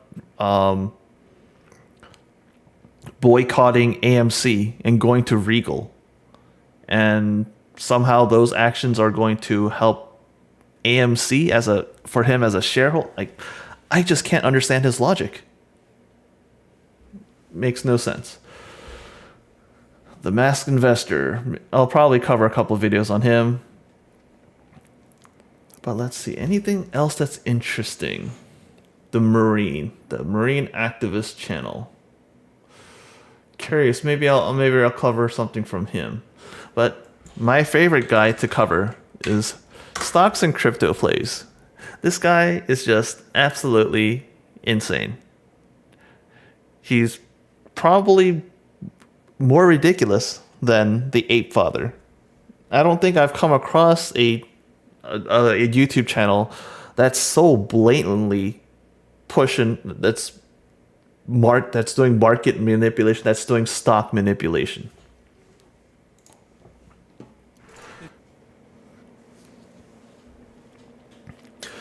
Loves to talk about small market cap, low float stocks, penny stocks. He loves to talk about them. I've covered him in a couple of videos. Look how he talks about Party City. Looks how he talks about AVCT. Crazy thing is, I guess it's nice that he doesn't delete his videos, so we can directly see what sort of fraud and grifter he is. Talks about how AVCT is going to run. He talks about how, Microsoft is going to be buying AVCT out. But then, just 2 days later, you know what? AVCT, they're filing for Chapter 11 bankruptcy. This guy, I don't understand where's his research? Where's his proof? Like, he claims of doing all this research, but none of it ever pans out. Party City, another company that recently filed for bankruptcy, pushing that company. I've covered Mullen on this channel, pushing Mullen. I've yet to see any video that he's covered about Mullen looking over the 10K, the 10K equivalent, any of the financial reports. Makes no sense. And then talking about GNS. Has he looked into the financials of GNS? No. He's always talking about, how God told him.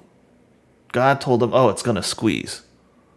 God told him there's going to be a short squeeze. There's going to be a moass. I don't care if you believe in a certain religion. I could care less if you're a part of a cult. But there's no scientific evidence proving what you claim. I have yet to see some scientific link showing that will tell you how a stock will move. I've yet to see any sort of conclusive evidence, some scientific study showing that, you know what, a higher power told you something of how a stock is going to squeeze and how that was accurate.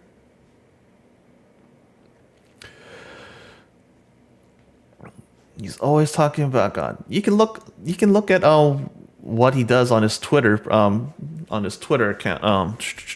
Let's pull up Twitter. Let's pull up Stocks and Crypto Plays.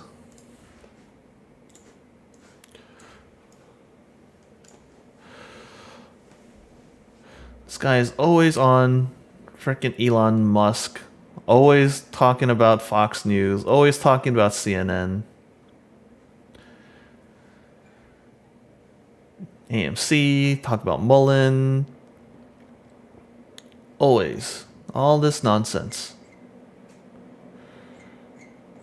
And I guess it's not late yet, but if you go scrolling through, look, see? Always liking this. Sure, no problems with you trying to communicate to talk with females. I'm not saying that you shouldn't do that, but I'm just saying this guy super thirsty. Between him spending time pushing his low float stock, small market cap, penny stock companies, which he shares no information, no research, no DD, doesn't cover any of the financials, never does that, but he always has time on Twitter to be clicking on those ladies. He's got no problem doing that, and no problem always commenting on CNN, commenting on Fox News. Lisa Ann, wasn't she a former adult entertainer? Yeah, there we go. Commenting on that person. Uh huh. Type of person he's following. Uh huh. Uh huh. See? That's what he does. That's all he does. It's ridiculous.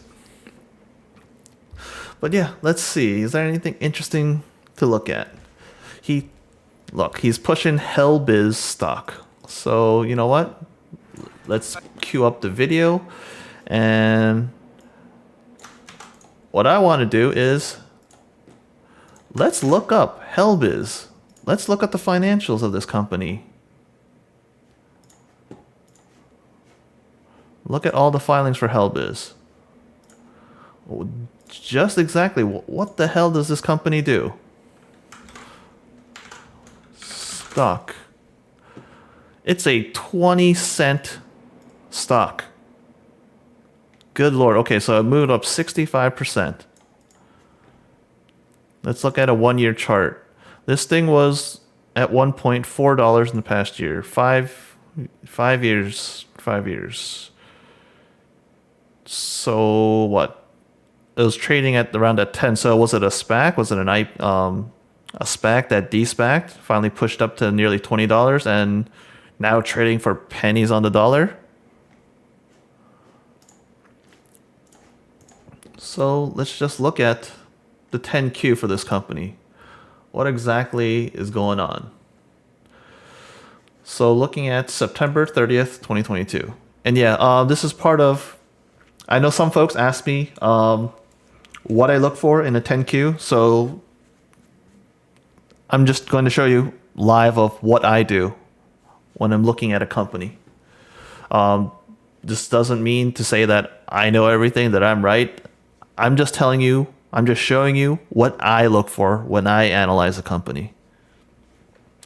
Right off the bat, how much money does it have cash on hand? Cash and cash equivalents.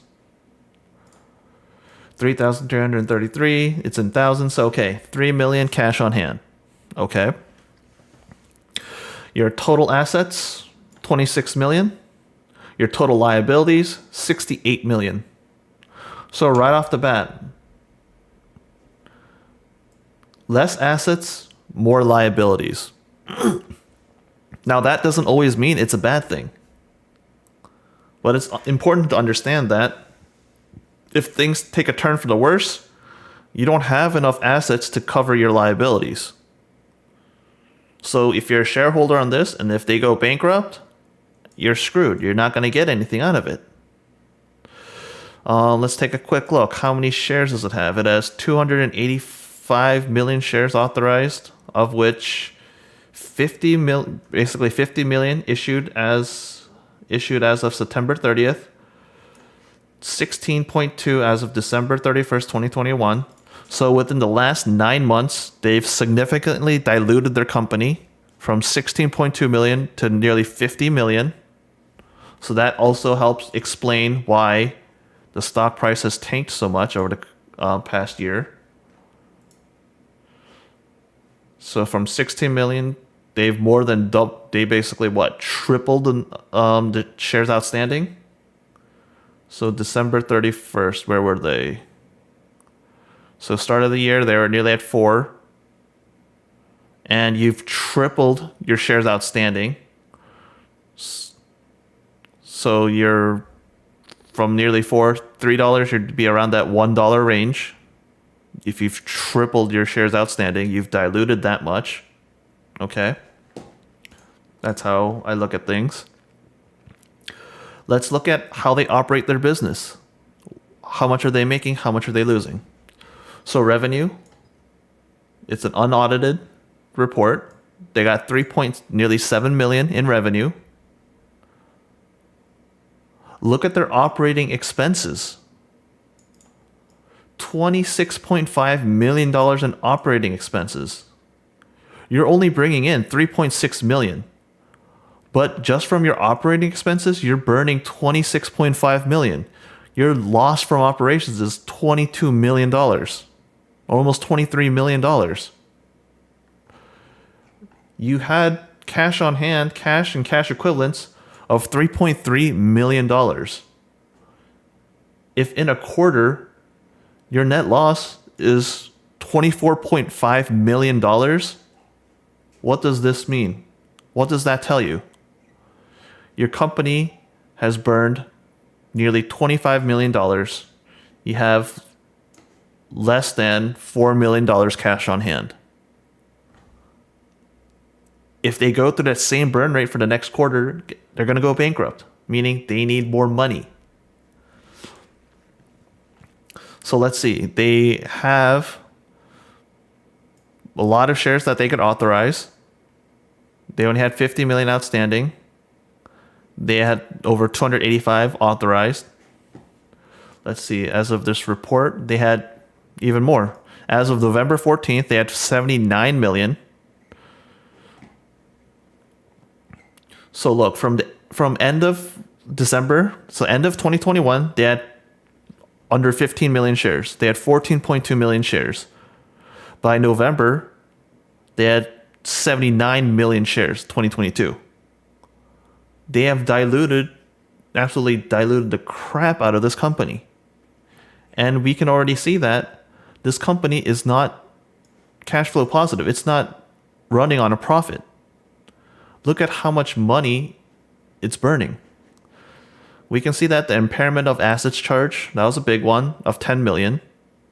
So we can investigate that further. But nonetheless, their revenue is 3.6 million. But the cost of that revenue is 8.3 million. The research and their R&D, a bit over $500,000, but their sales and marketing, 1.7 million. You spent $1.7 million to earn 3.6 million. Yikes. So what exactly does this company do?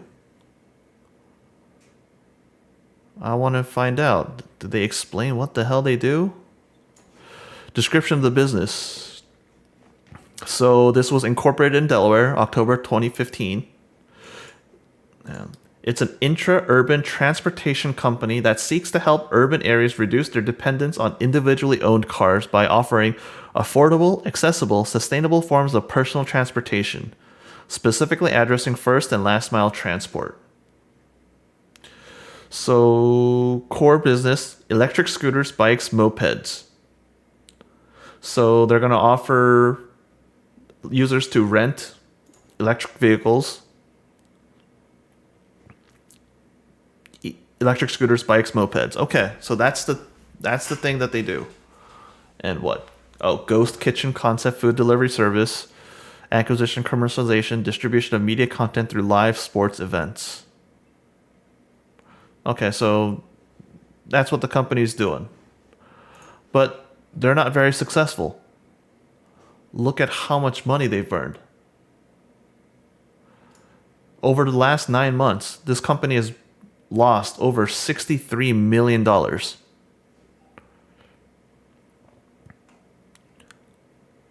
Let's see. Their revenue, they've only made $11 million over the last 9 months. But during that same time, where's their net loss?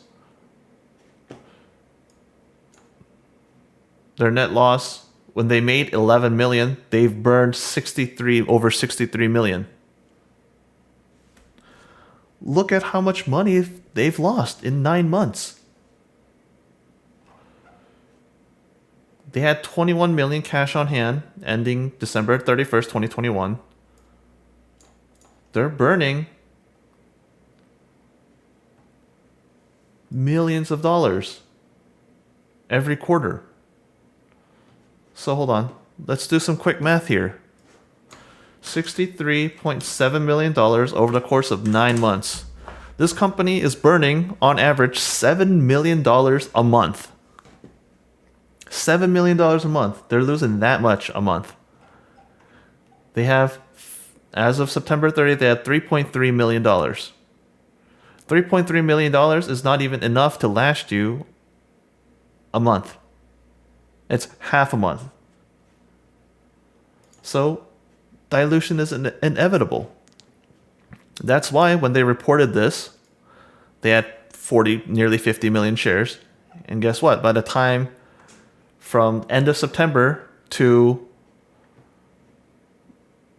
November, a month and a half, they already diluted, from 50 million to nearly 80 million. An additional 30 million shares of the company.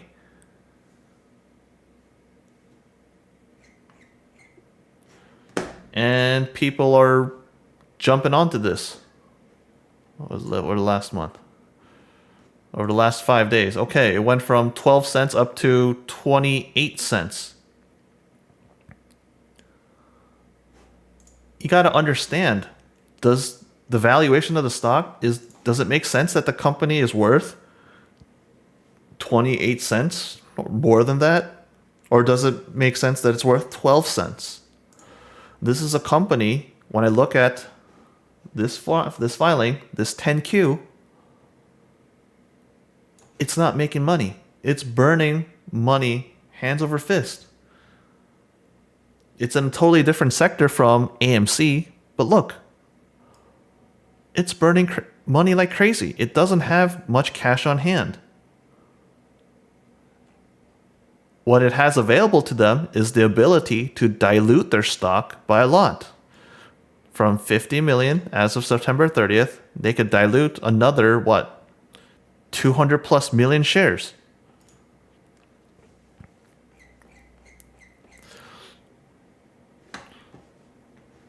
So let's see. Let's read. Going concern and management's plan. So what does the company say? The company has experienced recurring operating losses and negative cash flows from operating activities since its inception. To date, these operating losses have been funded primarily from outside sources of invested capital. But what does the company say? They may potentially continue to have an ongoing need to raise additional cash from outside sources to fund its expansion plan and related operations. The company is not making money now. It wants to expand. Well, that's going to cost money. They're already burning money. They're not making money. So, yeah, they need to raise additional funds. So, between taking on more debt and also diluting the shareholders, that's the only way you can raise cash. So, yeah, company plans to continue to fund its operation and expansion plan through debt and equity financing. But also they say debt or equity financing may not be available on a timely basis on terms acceptable to the company or at all. So you got a stock that shot up 30% in the last 5 days. It went up another 21% in after hours. All because of news of, we're going to fight the naked shorts. We're going to fight market manipulation. No, this screams to me pump and dump. This company has, if we use the November 14th figure, 80 million under 80 million shares. The company is trading, let's see, back in November, 30 cents a share, let's say November, or under that, under 30 cents. Penny stock, small market cap. Easily, you can pump this based with retail sentiment. And that's the vibe I get. This is what happened. Sure, the company spiked up. You got that move. You got that move from 12 cents up to 28 cents. This is to me, it looks like a classic pump and dump scam. We look at the financials of the company. What has drastically changed about the fundamentals of the company? Has there been news about this company? Let's look at other filings. Let's see. Oh, look. January 1st, they received a notice of delisting.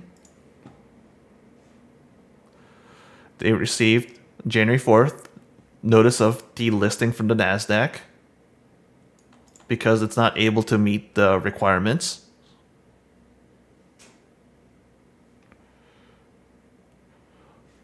Look at this. From December 29, 2022 to January 6, 2023, in the past week, they issued 2.2 million shares of common stock to its CEO upon conversion of portions of outstanding salary and bonuses to him. It's not unexpected that employees of the company, CEOs, executives, C-class level folks, they get their compensation a lot through stocks. But it's always important to understand how many shares. How is that compensation structured? Let's see. Look at what's happening for the leadership team. They appointed a new person. So, okay, they appointed a new person to the board. What is this? Another delisting? Was that another delisting notice? What is this?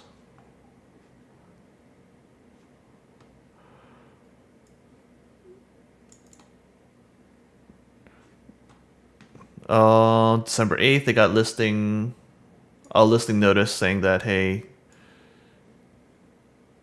our company has not regained compliance with the listing rule.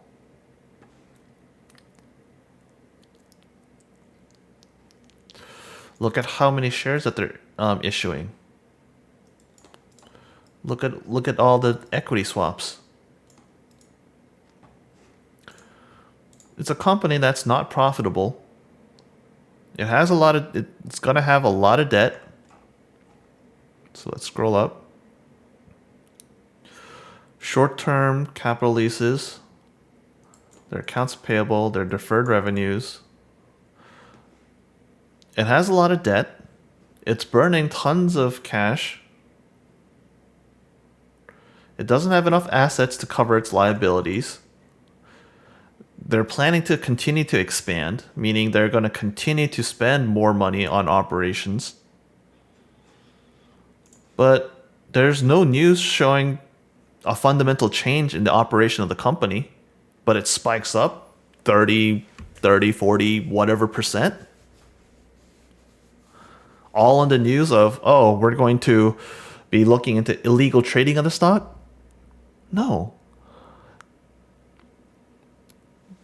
This screams market manipulation. This screams pump and dump.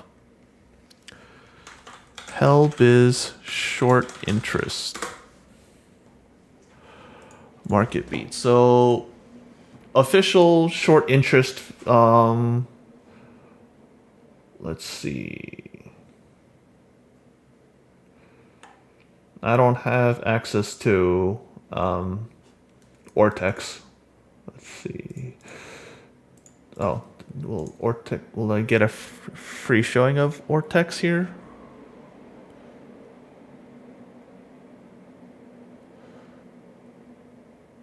Hold on, let's see.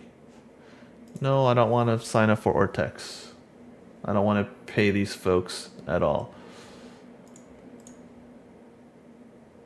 Does it show any information that I can see? Nah, that's annoying. Hold on, so shares outstanding of this company is at 150, nearly 155 million.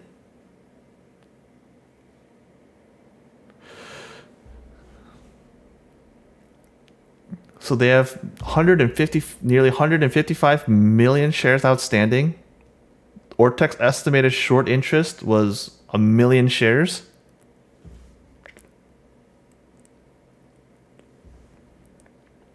This is a penny stock. I don't see how it's super shorted.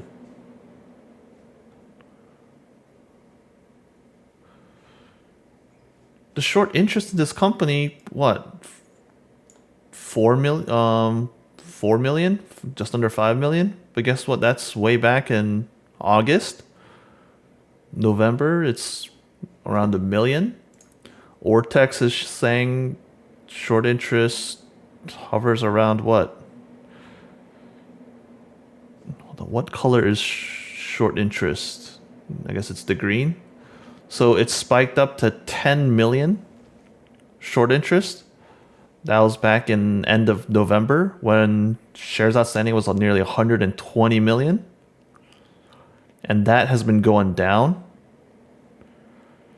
So January 4th, short interest was, their estimated short interest 1 million. Shares outstanding 100 and nearly 55 million. That's not a short squeeze. This is a pump and dump. You don't have much short interest on this company.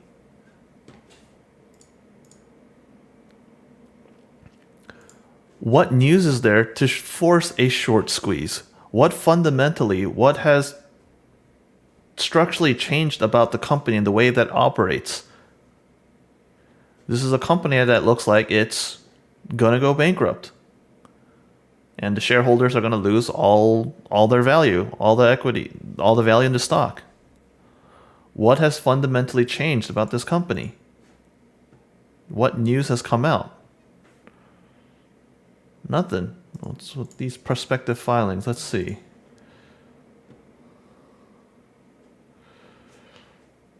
Oh, they're offering more, what's that, right? 8 million shares of Class A common stock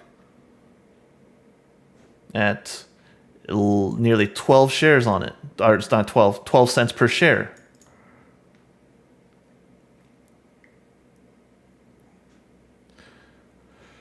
Proceeds of what? Nearly $1 million. That $1 million barely puts a dent on how much money it burns every quarter.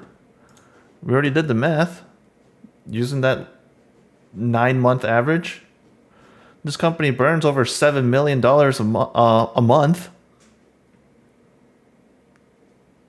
That million makes barely a dent in it.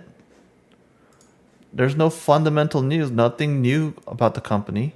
Only thing is this evaluation, this investigation into illegal stock trading with a West Christian and that other law firm.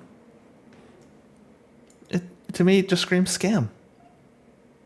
Absolute scam. No different from GNS, which is another horribly run company from the looks of it. Hellbiz seems like another terribly run company. You're burning millions of dollars every quarter. You're not profitable. And you're going to blame naked shorting? I can understand the concept of perhaps, hey, there could exist a situation where there's crime and manipulation occurring in the stock market. We don't operate in a hypothetical world where everything works 100% efficiently, effectively, and that no one ever bends or breaks the rules. No, that doesn't occur. We know that there's bad actors. That's why there's regulations. That's why there's enforcement, SEC. That's why people get fined. That's why people go to jail. That's why there's people that whistleblow, etc. But don't blame the terrible performance of your company on market manipulation. We have a simple case of a company that's burning money. You're not making money whatsoever. Your cost of revenue is more than double the amount of revenue that you bring in. Your sales and marketing is nearly half of your operating expense. Or not, sorry, half of your revenue. You're spending a whole lot in sales and marketing to bring in such little revenue. Your cost of revenue is far too high.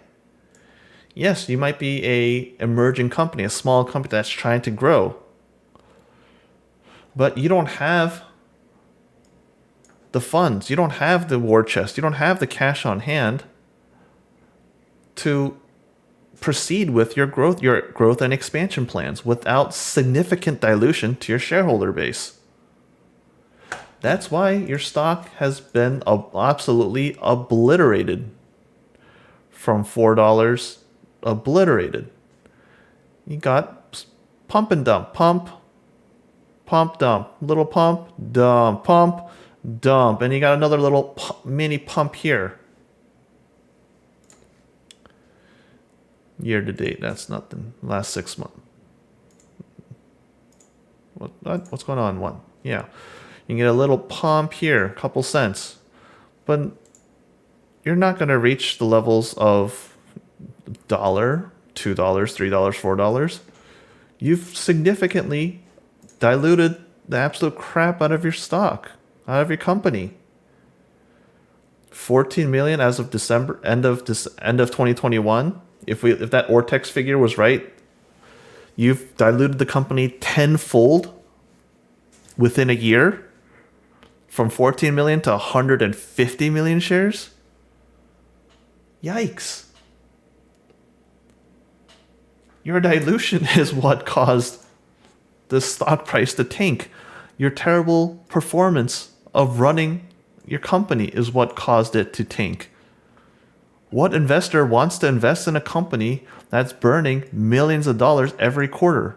That's burning nearly $7 million every month. At what point are you going to turn a profit? How many years down the line?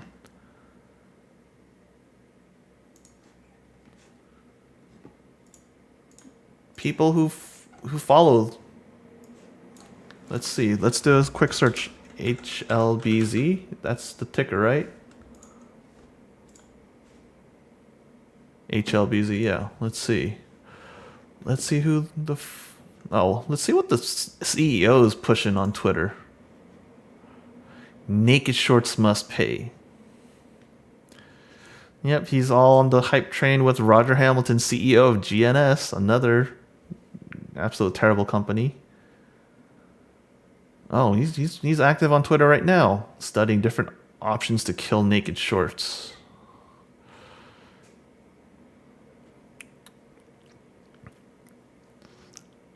You are close to total production for delivery in June and July.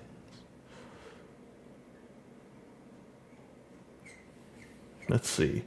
Before all this, what were you talking about? When your stock was at $1.61 back on August, what were you tweeting?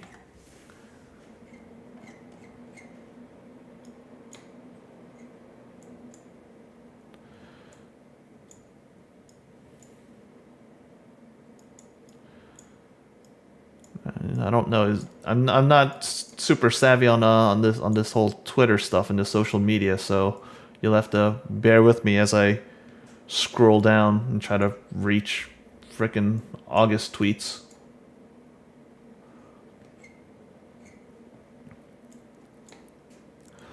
We're at October.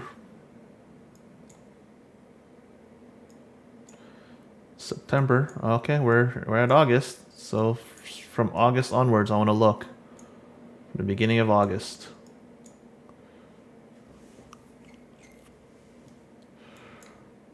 Okay, from August. Let's see. What's he tweeting about? Anything interesting? Talking about, I guess, the scooters and the electric scooters and stuff. What is this? What, food? Food delivery? Yeah, scooters. Scooters.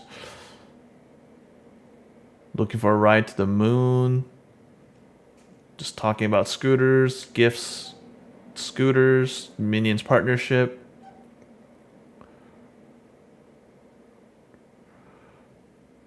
Minions shorts right now. This was back on August 10th.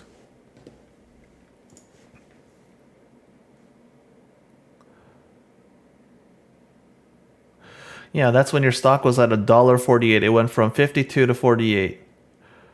And then it proceeded to go down for the next, what? I mean, for the next 6+ months. Where were you complaining about? Oh, okay, so he does talk about shorting sustainable stocks. Sustainable green stocks should not be legal. Why? Your company was not profitable. Your company back then was still burning tons of money. It burned 36 million in just operations. Your net loss was 50 million over 9 months in 2021. Because you're the ESG, you're eco-friendly, carbon neutral, because of that stuff, your stock should be immediately green? What sort of nonsense is that? Your company is not profitable. That's why it's going down. You've been diluting the absolute bejesus out of your stock. So the value of each share goes down. But where were you back then? Where were you talking about, oh, my company's being shorted to hell. Oh, let me get in contact with West Christian and the Christian Levine group. Where was all the hoopla? You're just riding on to all this hoopla right now, following this hype that GNS made. It's another pump and dump scam.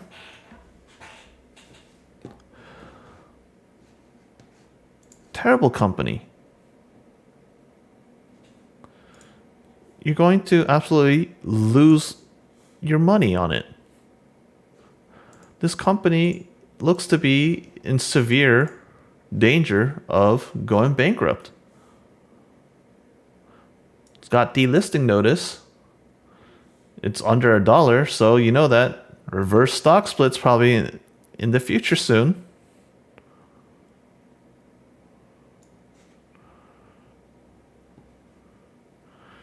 And it tells you there's nothing to hide. They tell you right off the bat. If you just spend a couple minutes reading a 10Q, they tell you reoccurring operating losses and negative cash flows since its inception. Immediately tells you if you're someone who got in early, invested early into the company without getting a special deal, you're just going to continue to lose the value in your shares because it needs to spend more money. It's going to take them a while to be profitable. And I fear that people are going to they're going to stupidly believe in this hype, and you're going to be bag holding an absolute penny stock. Yikes. Please, I mean, I don't tell anyone what to do, but good Lord. What I want to tell you folks to do is please go to the SEC Edgar website, read the 10Qs, read the 10Ks. Just spend a couple minutes reading through this. Look at what the possible risks are. Do your risk analysis. See if does it match your investing strategy? Does it make sense for you to take on that much risk? Is it worthwhile to put in your money into this company? Think about, are you going to get a return on this investment? How long will that take? Etc. Try to understand the business model of the company. Does it make sense? Is the CEO, is the company and the other executives and so forth, are they working in the best interest to quickly become profitable? What's their plan? You got to understand what they're doing.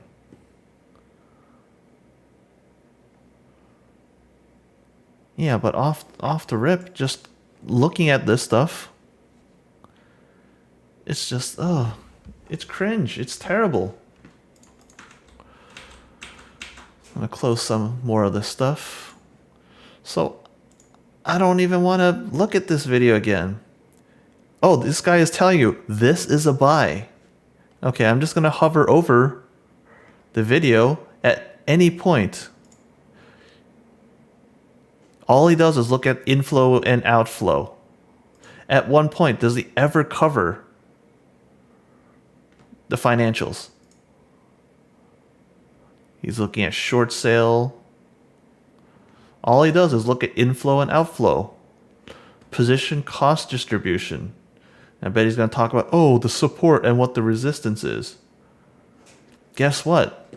How well does this hold when you have significant dilution? When you have a company that has significant debt that is not generating money? When you don't read a 10Q, all these figures mean absolutely nothing. You need the context. And this guy's telling you, oh, hey, hit the like, hit the subscribe. The stock is a buy.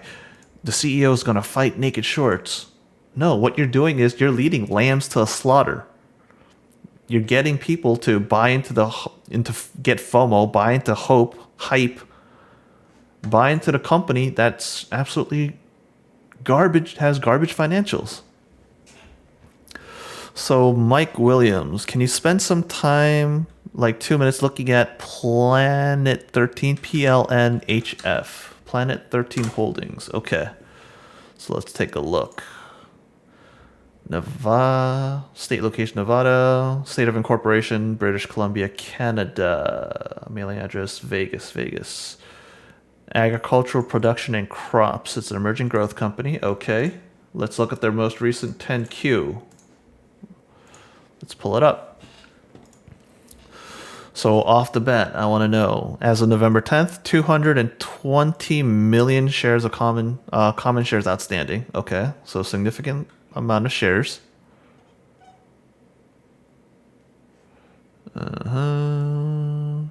They have reduced disclosure about their executive compensation agreements. Lovely. That's never a good thing.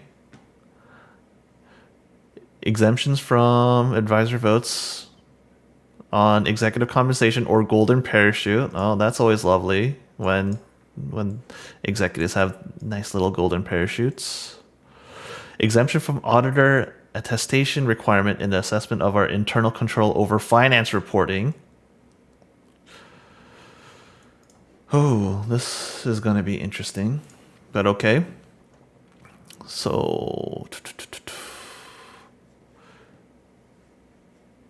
let's see. What are their forward disclosures about their forward-looking statements? Anything? No, nothing. I'm not going to spend too much time going through this. I just want to, right off the bat, let's look at the numbers here. So it's an absolute tiny company, looks like. So interim condensed consolidated balance sheet. So it's not even in thousands or millions or anything. So it's as is. They got just under $51 million of cash. They got 263 million total assets. What's their liabilities? Okay, total liabilities, just under 36 million. Okay. Long-term liabilities, operating liabilities, lease liabilities, 25 mil. Okay, doesn't seem too bad. They were at 198 million back in in December of 2021, and they're at what now? 220. So they didn't do too much dilution over the course of the past 9 months. Only basically from 200 to 220, actually 10% dilution. Okay. Let's see, what's their gross profit? They did revenues of 25.6 million. Cost to sell it for those goods, 15 million. So gross profit of 10.5 million. Their operations. Okay, so SG&A basically, or at least their G&A, 11.3 million. That's pretty high. General and administrative expenses. Marketing, not much, under a million. Lease expense under a million. Depreciation, that, okay. So their total expenses is just under 15 million. So revenue of 25.6, but their gross profit of that is only 10.5, of which they got to spend nearly 15 million. So they're operating at a loss of nearly 4 million. Do they have any other major expenses or incomes? Interest income. Okay, warrant liabilities, not too much. So their income, or really their loss before taxes, yeah, their loss and comprehensive loss for this period. So if you factor in current tax expense, 6 million in the quarter. How does that compare to what they did 2021? So without looking at any other news about the company, just looking at the numbers, I just want to know what happened. Same period last year, in that September period, the 3-month quarter, so Q3 of 2021, they made revenue of nearly 33 million. So that was during more of the pandemic era. Now, almost post-pandemic, 2022, they only made 25.6 million in revenue. They had a significant decrease in revenue. What led to that? The cost of the goods sold was approximately the same. Not that much of a big fluctuation, 15.2 million versus 15 million. So the cost of your goods has gone down from basically 33 million down to 26 million. Nearly $7 million less as a result, which is why your gross profit 10.5 versus 7.7. So I want to know what happened, why you're losing so much. You were able to cut down on expenses a lot, which looks good, from nearly 24 million down to nearly 15, almost slashed your expenses in half. Yeah, your G&A expense, big cut. That was a massive spend. So I'd be curious as to why are they spending so much? Why are they spending nearly 20 million in G&A expenses when they're only bringing in 33 million? I still think their G&A expenses are way too much compared to what they're making in revenue. And they're actually able to operate at a profit even with all that bloated cost, in my opinion. Bloated expenses. Before obviously taxes. So they're operating at less of a loss same period last year. But okay. Last 3 quarters, 9 months, burning 10 million. And they have nearly 51 million in cash. So not a company that's too strapped for debt. I mean, they have a lot of assets. Let's see, right of use assets. What's their goodwill? Goodwill at 17, that's a big factor in. But nonetheless, property and equipment, they're intangible. This is where you could always get... If you look at a lot of 10Ks and 10Qs, these 3 lines are where you want to look at to see if there's any funky math, a lot of tricky math going on. Goodwill, the valuations of their intangible assets, their property and equipment. You can see a lot of tricky math go down to either undervalue or overvalue these assets at times. So that's something that you need to pay attention to. But on surface look, when you look at just the figures, they got plenty of assets, a lot less liabilities. Yes, they're currently operating at a loss, but they have sufficient capital to continue to go on.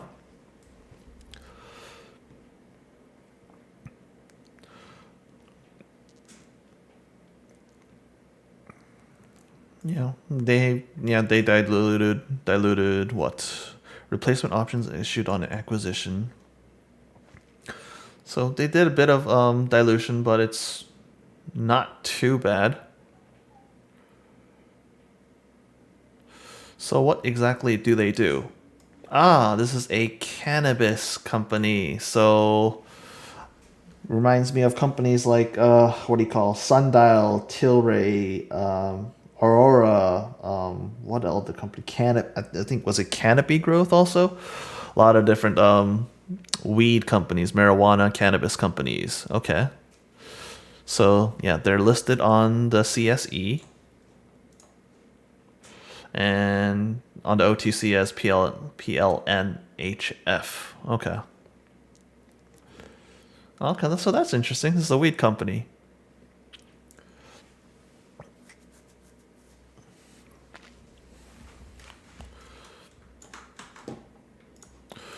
Okay, so let's see. Let's look up this stock and how has it done over the past year. $3 down to sub $1. When did this company start? Okay, well, it got a massive push up. Yeah, pandemic push. Everything was literally just pumped up like crazy. A lot of money pumped into it. $7 ish, and now yeah, sub dollar.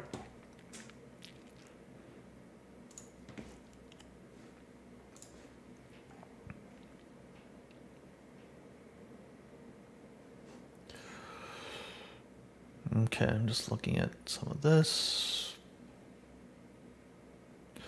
So this is an interesting thing, interesting company to look at.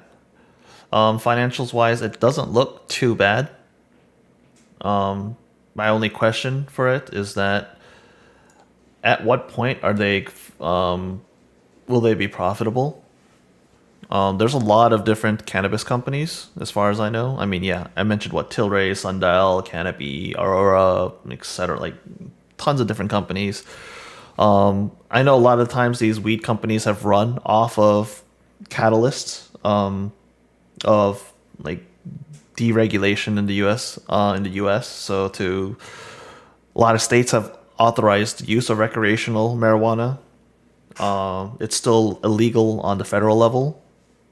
Like you can't be a federal employee and smoke weed and stuff like that, as far as I know. So anytime there's news legislation being put forth of headed towards the direction of decriminalization, or legalization of cannabis, of weed, then obviously that's going to pump up all these stocks. I need to spend more time going deeper into their financials, looking at how they've been performing, looking at the other filings to see. That's how I would determine if I wanted to invest in a company like this, just to see how it's run, look into their leadership, just to get a better gist of it. But overall, just initial cursory glance, just a couple minutes looking at their balance sheet, it doesn't look too bad, in my opinion. And once again, I don't tell anyone to buy or sell, hold, nothing of that. I'm just telling you what I think about it. Just from my thoughts, I see that they have sufficient cash on hand to continue running their company without immediate bankruptcy based on just what their cash burn is on a quarterly basis. But as far as I know, a lot of these weed companies, they loved raising ton of money during the pandemic, and they were spending that money left and right, buying and expanding. Question becomes, what was all that? All those expenditures, was that wisely spent? Are they going to be able to turn all that money invested into actual revenue growth, or is this all going to be funneled into paying those executives all that money? Executive compensation. Let's see. Salary and wages, nearly 6 million. Executives 780,000. Share-based compensation. Yeah, look at highly based on shares, which isn't anything to be surprised at. That's just how a lot of it's structured, because you don't want to be burning immediate cash because you don't have much cash to give out. So you want to pay them in shares. But it's stuff you just want to keep track of. A lot of money spent on subcontractors that they were able to cut down. Office expenses they were able to cut down.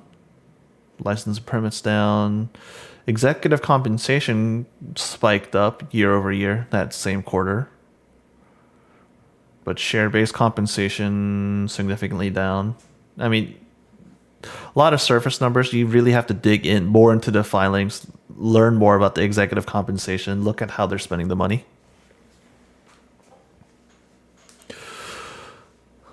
But yeah, hopefully some of that cursory stuff, looking at how I read the 10Qs, hopefully that was helpful for you, Mike. But yeah, Sonny, let's see. Question about AMC. I know you've already gone through institutional ownership, but all the pumpers always point to OBV and CVD as indicators of growing sustained ownership. How can these be manipulated? Care to clarify that question? What do you mean? What do you mean by manipulated?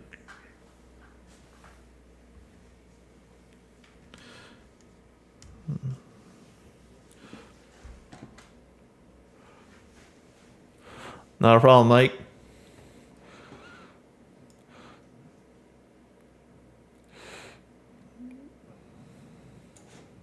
Yep, looks like they acquired NGW. Well, this is interesting. Another weed company.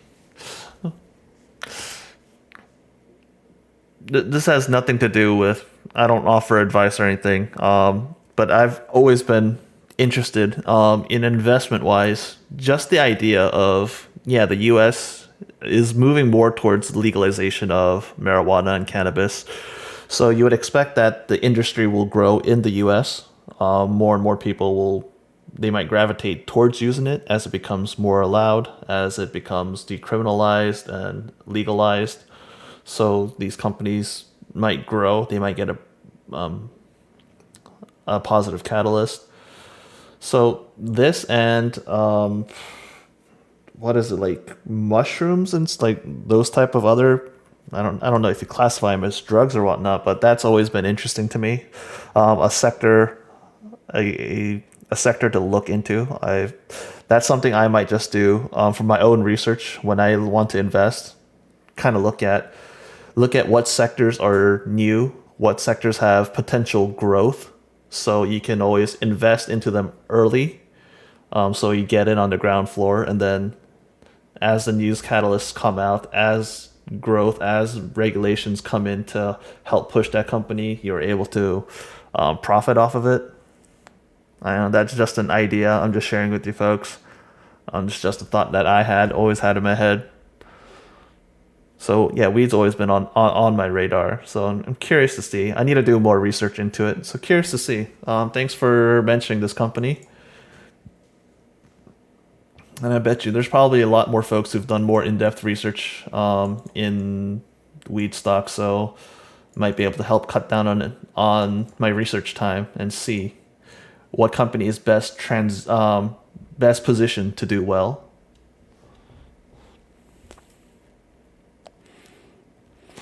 Okay, so Sonny, you've clarified. Are they indicators actually showing growing or sustained ownership, or are they somehow manipulated to trick? Or are they somehow manipulated to trick retail into thinking sustained ownership? Let's see. PLNF maps are my gamble that one day they will federally legalize. I think what he's asking is why AMC's OBV is sustained despite sell-offs where there are other tickers, OBV, P-ton, for example. OBV tanked along with the stock price during sell-off.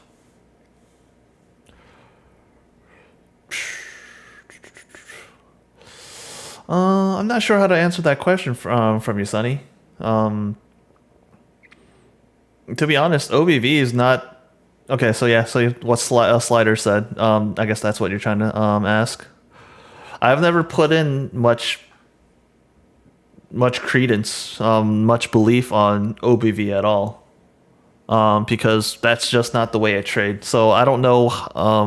I can't really explain to you why or how I think that's being manipulated.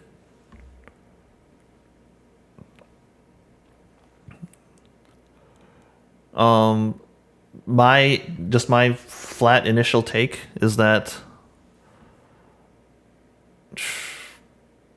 no, I don't want to even go down that route. I don't know too much about those indicators. I'll be flat out and say that I don't know too much into it, and as a result, I don't put much credence in it. And I'll be frank that that's not how I trade. The way I trade, the way I invest, is not through paying attention to that type of indicator. For me, the classic indicators, RSI, MACD, stuff like that. Just looking at basic support and resistance lines, seeing where it's hit on that, looking at the different EMA values on the different time frames, whether that's a 3 minute, 5 minute, 1 hour daily, weekly, looking at the different EMAs, 8, 20, 100, 200. A lot of those are some of the basic technical indicators that I use in my trading, but that's all in conjunction with the way I evaluate the company. When I look at the company, look at the financials, look at potential news catalysts. So let's see. Let's pull up. Let's try to understand where you're coming from. Let's pull up TradingView then, and let's pull up. So indicator.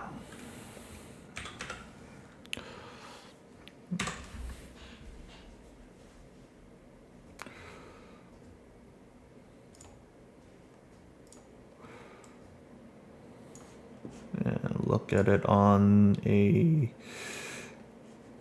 hourly. Oh, it doesn't. Oh, TradingView doesn't overlay it? No, that's a bummer.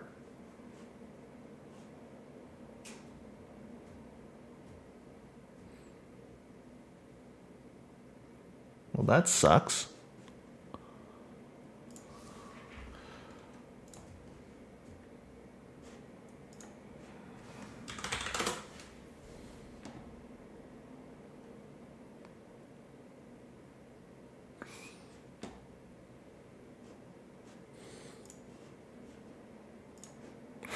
No, don't know what to tell you, my friend. I'll be flat out and tell you I don't know how would I look into this indicator. How would I look into it to see how it could be manipulated, or how accurate it could be to indicate if there's sustained ownership.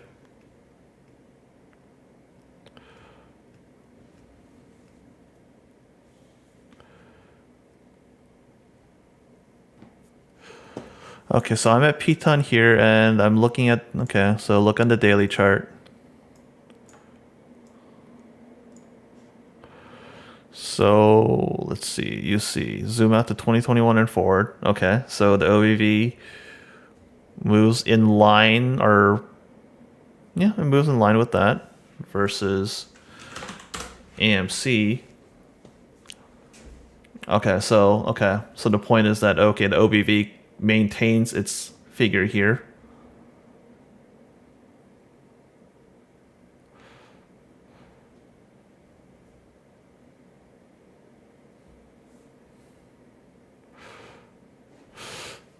I guess one thing to consider, I guess, in regards to OBV and how institutions hold on to it. I'm looking at what's the market cap? It's more AMC 2.8 billion. What is P-ton at? P-ton is at 3.76 billion market cap. but it was worth significantly more when it's at 11 now versus the 150 plus it was once worth. In some sense, I mean, my only speculation is that the manner in which these institutions held onto a company like Piton, how it was traded, what sort of indexes it was in, what sort of ETFs it was in, and how they tracked those indexes. I think that might have played a big role. The big sell-offs as it was moved out of the different indexes, as analysts looked at the price targets, if they looked at the financials of the company, much larger sell-off. It also had a much greater overvaluation, the P/E ratio, the P/NS ratio.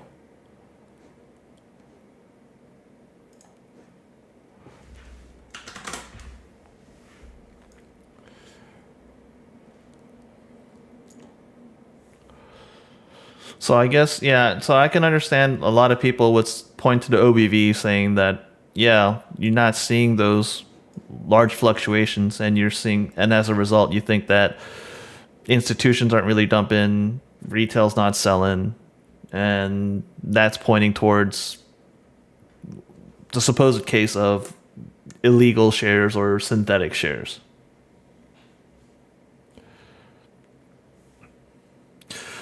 So this is often used by apes that sell-offs are low volume and fake, as OVV adds to the number with green candle and subtracts from the number for the red candle. That's the theory.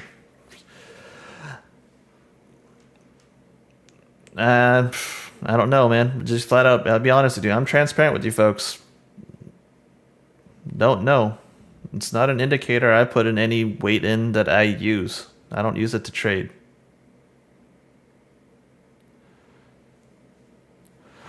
I never used any of that to trade it when AMC had this push up to, it's adjusted, but when it pushed up to that $70+ range. I got in and I got out. I had my shares, I had my options, played it, took my profits, got out, and invested in other companies. Invest that money into some home improvement projects around the house.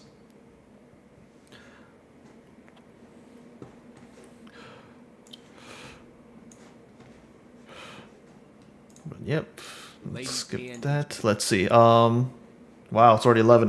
Yeah, I'm gonna try to wrap things up. So want to watch a couple of videos. I want to see what this guy, the creative investor, he says the short squeeze is coming. I want to see what sort of proof he shows that proves the short squeeze is coming.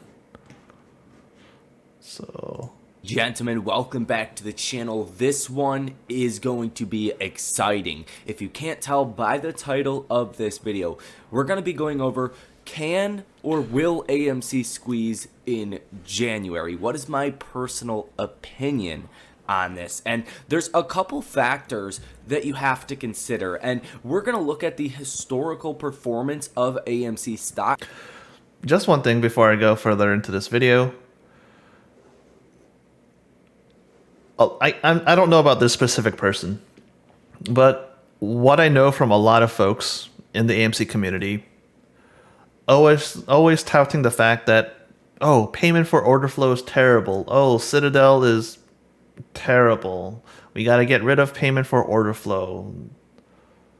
But all these folks, all these supposed folks in the AMC community, why do I always see them using brokerage accounts like Robinhood, like Webull,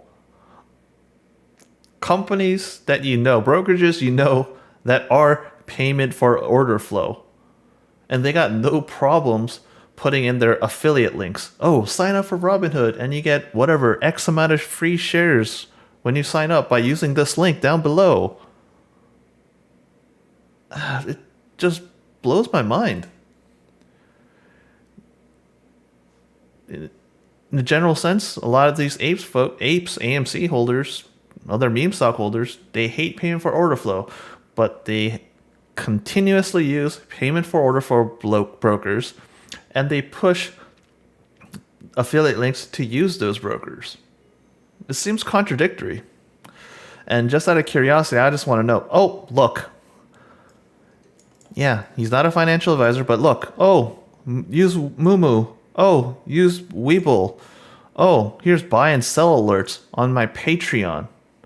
Oh, public.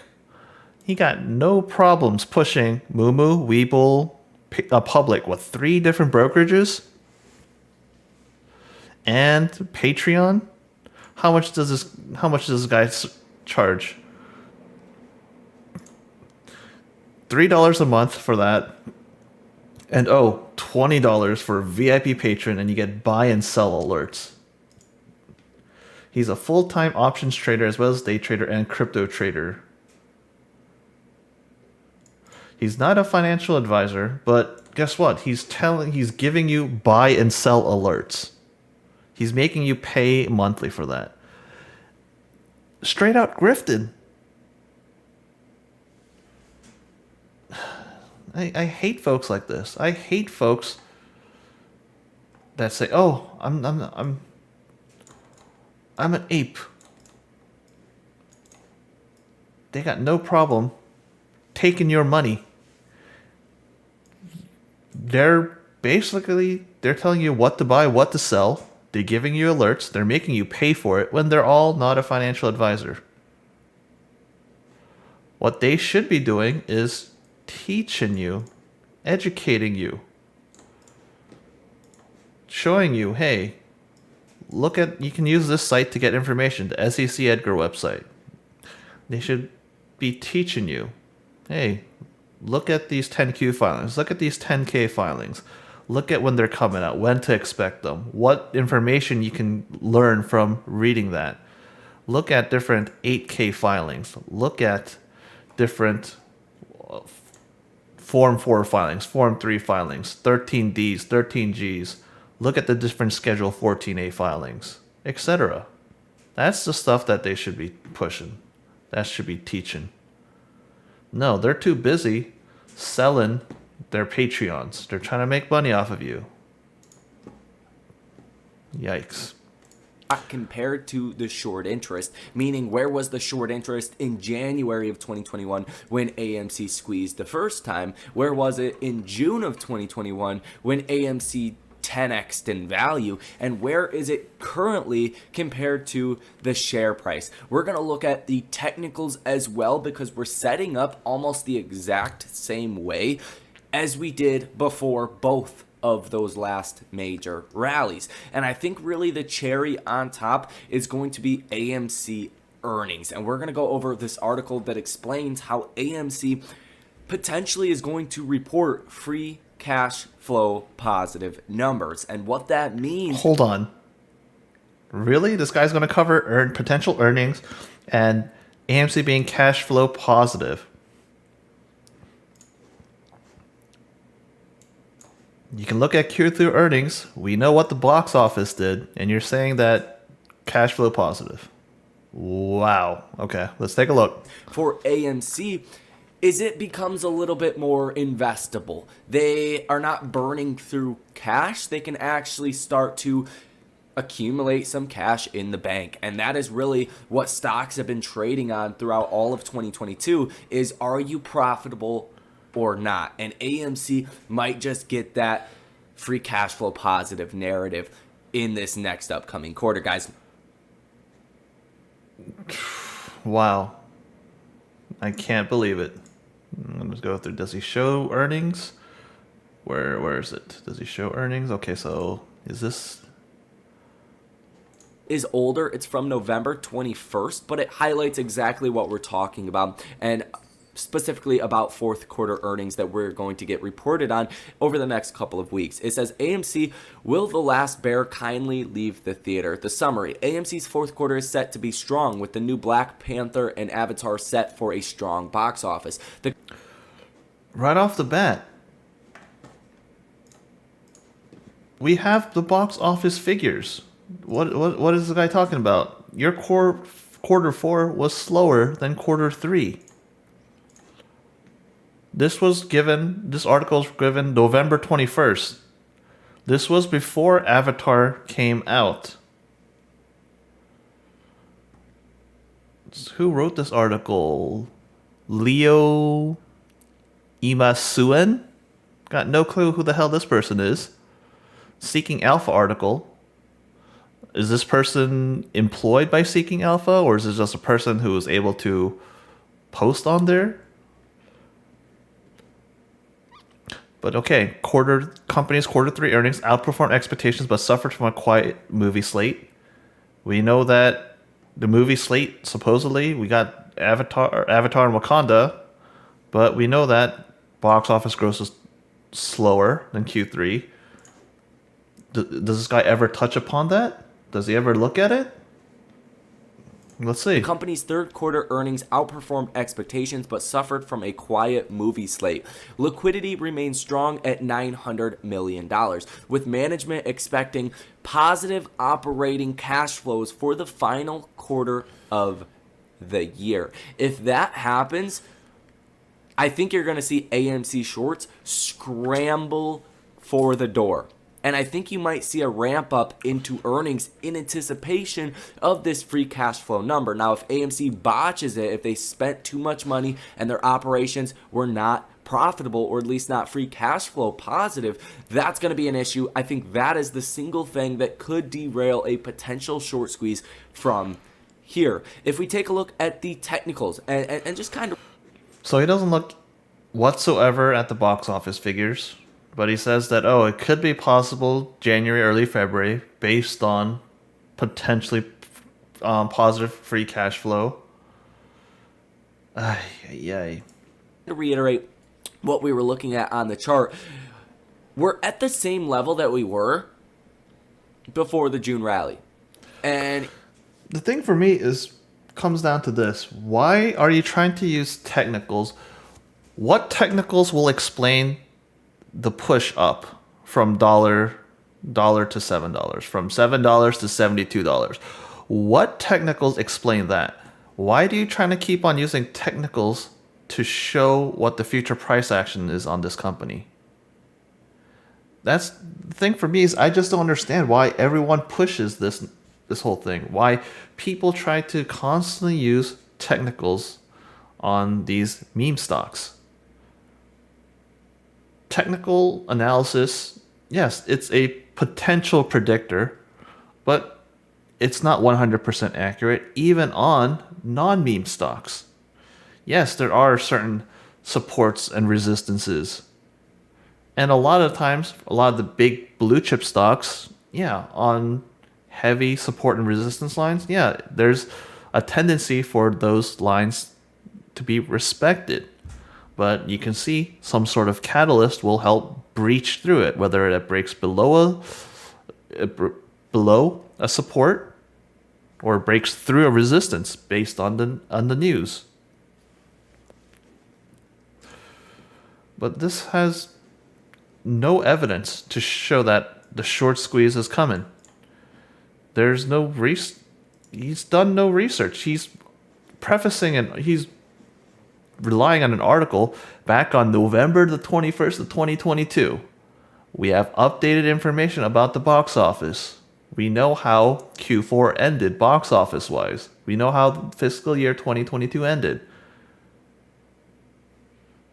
To be using outdated data like that to potentially say, short squeeze, what you're doing is you're hyping up a stock. You're pushing a false narrative. This is basically like stock manipulation. Does this guy have position in AMC?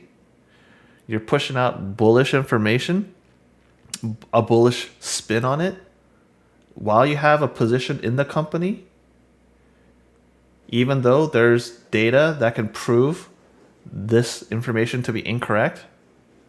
Not only because this is information old, but because this is wrong now, because of the new data. So what else does he say? Public information, and I will give you the disclaimer again. I do think earnings will be a big key to this. If AMC botches earnings and they don't get free cash flow positive, even after Avatar and Black Panther and the multiple other movies that went to theaters, you're going to have a problem. And at that point, you're probably not going to see the squeeze. I would go out as far as to say you won't see this squeeze, because that's what the markets have been trading off of. Companies that are free cash flow positive, that are making money, or at least supporting their operations, right? They're not just losing money being open. Obviously, EBITDA is a different story. We can get into that in another video. We're not going to do that now.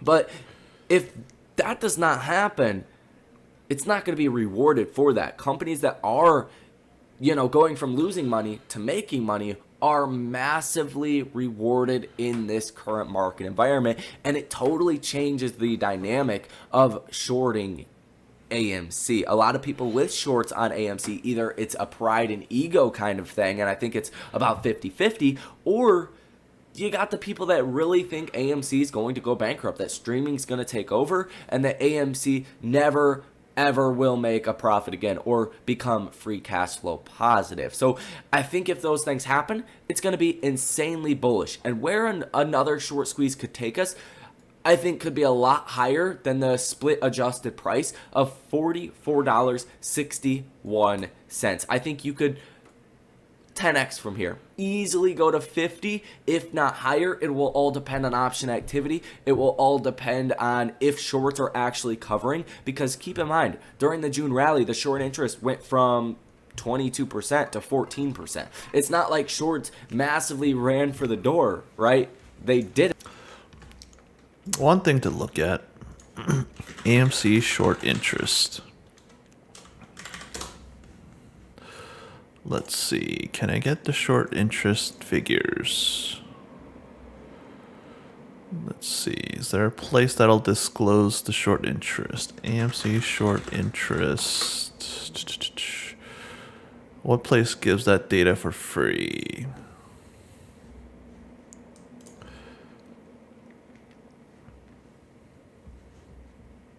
Oh man, there's so many ads on Market Beats, but okay. So let's take a quick look. Short interest. The amount of short interests. So if we go back as far as June, end of June 2021, 75 million shares. Looks like it kept on increasing up to 107 come end of January 2021 or 2022. And now, as of end of December 2022, you're at 113 million short interest. The dollar volume of sold short, significantly lower. People constantly harp on this days to cover. I don't understand why there's a fascination with days to cover. All it does is talk about, it's just a simple calculation of the amount of short interest versus the amount of daily traded volume. Nothing significant. But nonetheless, the price of the stock has been going down. It's been going down and down and down over the last many months. The amount of their short position, the value of it, has also been going down and down. They have been making money off of their short positions all the way down. When you're riding it down from $70 down to $4 or $5, you're massively profitable. You can point out to, oh, look at the cost to borrow. Look at how it's going up as more and more people look to short it. I can understand in a certain sense that more people are looking to short as it becomes harder to borrow, that rate goes up. Yeah, I understand that. Question I want to pose to these folks. Tell me, the cost to borrow percentage, how is that calculated? What time frame is that cost to borrow done for? Is it a daily percentage? Is it a weekly, monthly, quarterly, yearly? That whatever, anywhere from 100 to 300%. calculated on over a year. It's an annual rate, annualized rate. The stock $4 or $5. To short a share of AMC at $5. Let's say you pay 200% on it over the course of a single year. You think these hedge funds are running out of money? They're trading with hundreds of millions of dollars. Shorting a stock that's $5 even if you assume that they pay 200% on, costs them pennies a day. And if the value of the stock goes down, as has been going down, how are they losing money? That's always the argument that I can't seem to, and the logic I can't seem to follow. They're saying, oh, they're so screwed. They're running out of money. They point to the percentage, the increased cost to borrow. It doesn't make sense to me. On the flip side, what I want folks to understand is that why do you think so many shares are being borrowed? Why do you think so many shares are being short? You think if the company was profitable, it'd be shorted so heavily?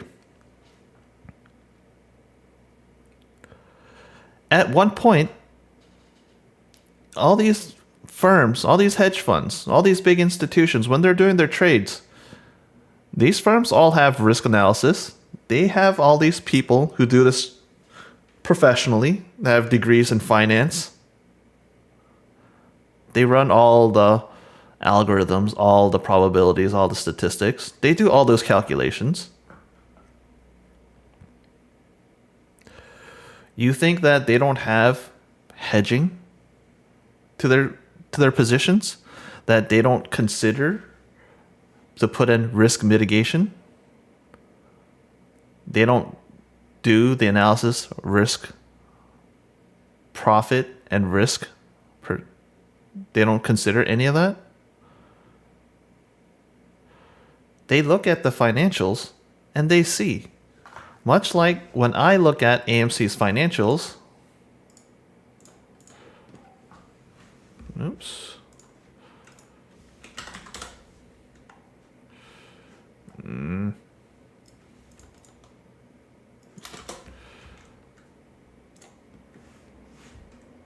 No, I just want latest filing. Company filings, AMC. When I look at their filings, to me, short term, the numbers look simple. The picture painted seems pretty obvious. The company is burning tons of money every quarter. You can look at how the industry as a whole is how it's performing. You can see how quarter 3 versus quarter 4, you can see how movies have done, how the domestic box office has done. You can see how quarter 4 was slower than quarter 2. You can pull up box office figures, and we can see on a quarterly basis, quarter 4, 1.7, if you don't trust my Excel sheet, versus quarter 3. Slower box office, meaning what? That translates into less revenue from your tickets. Less overseas ticket revenue. Think about the currency exchange. Think about the value of the US dollar, how it's performing. Think about that hit on currency exchange. Look at the costs of the company. And you can see the cash burn.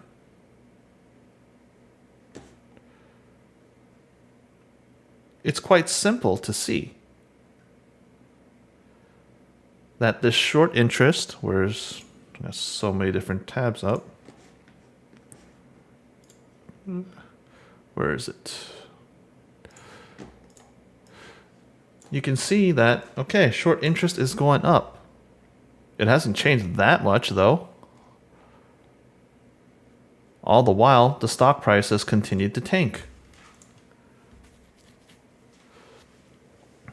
Shorting 113 million shares when it's at $4 versus shorting 111 shares at $7.95. Look at the value of the volume sold short. 886 million versus 461.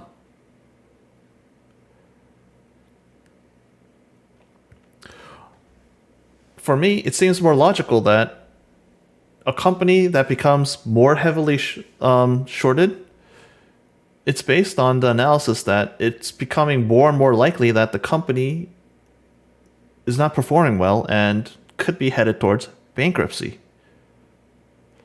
At a certain point, there's risk analysis that goes through. Does it make sense that this company is valued at this price? At what point will people see value in this company? At what point does that P&E ratio, P price to sale, PS ratio make sense? At what point do the assets, the value, the total value of the company, at what point does that amount versus all the shares that it has issued, at what point does that share price make sense? At what point is it severely undervalued? All calculations done, all things to consider.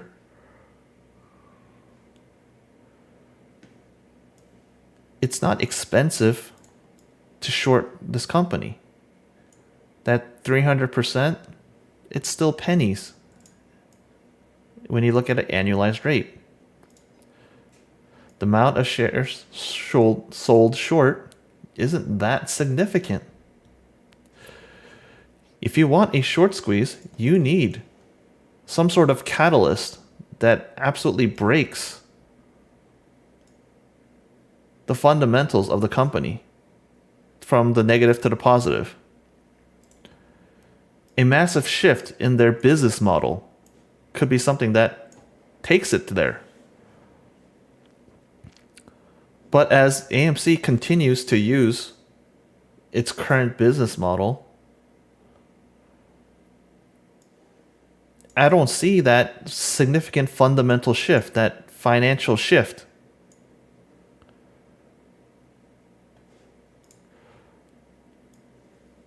It's new endeavors of selling popcorn. That's next on my list to do research on. There's so many different articles of what the U.S. popcorn industry is at. Billions of dollars a year.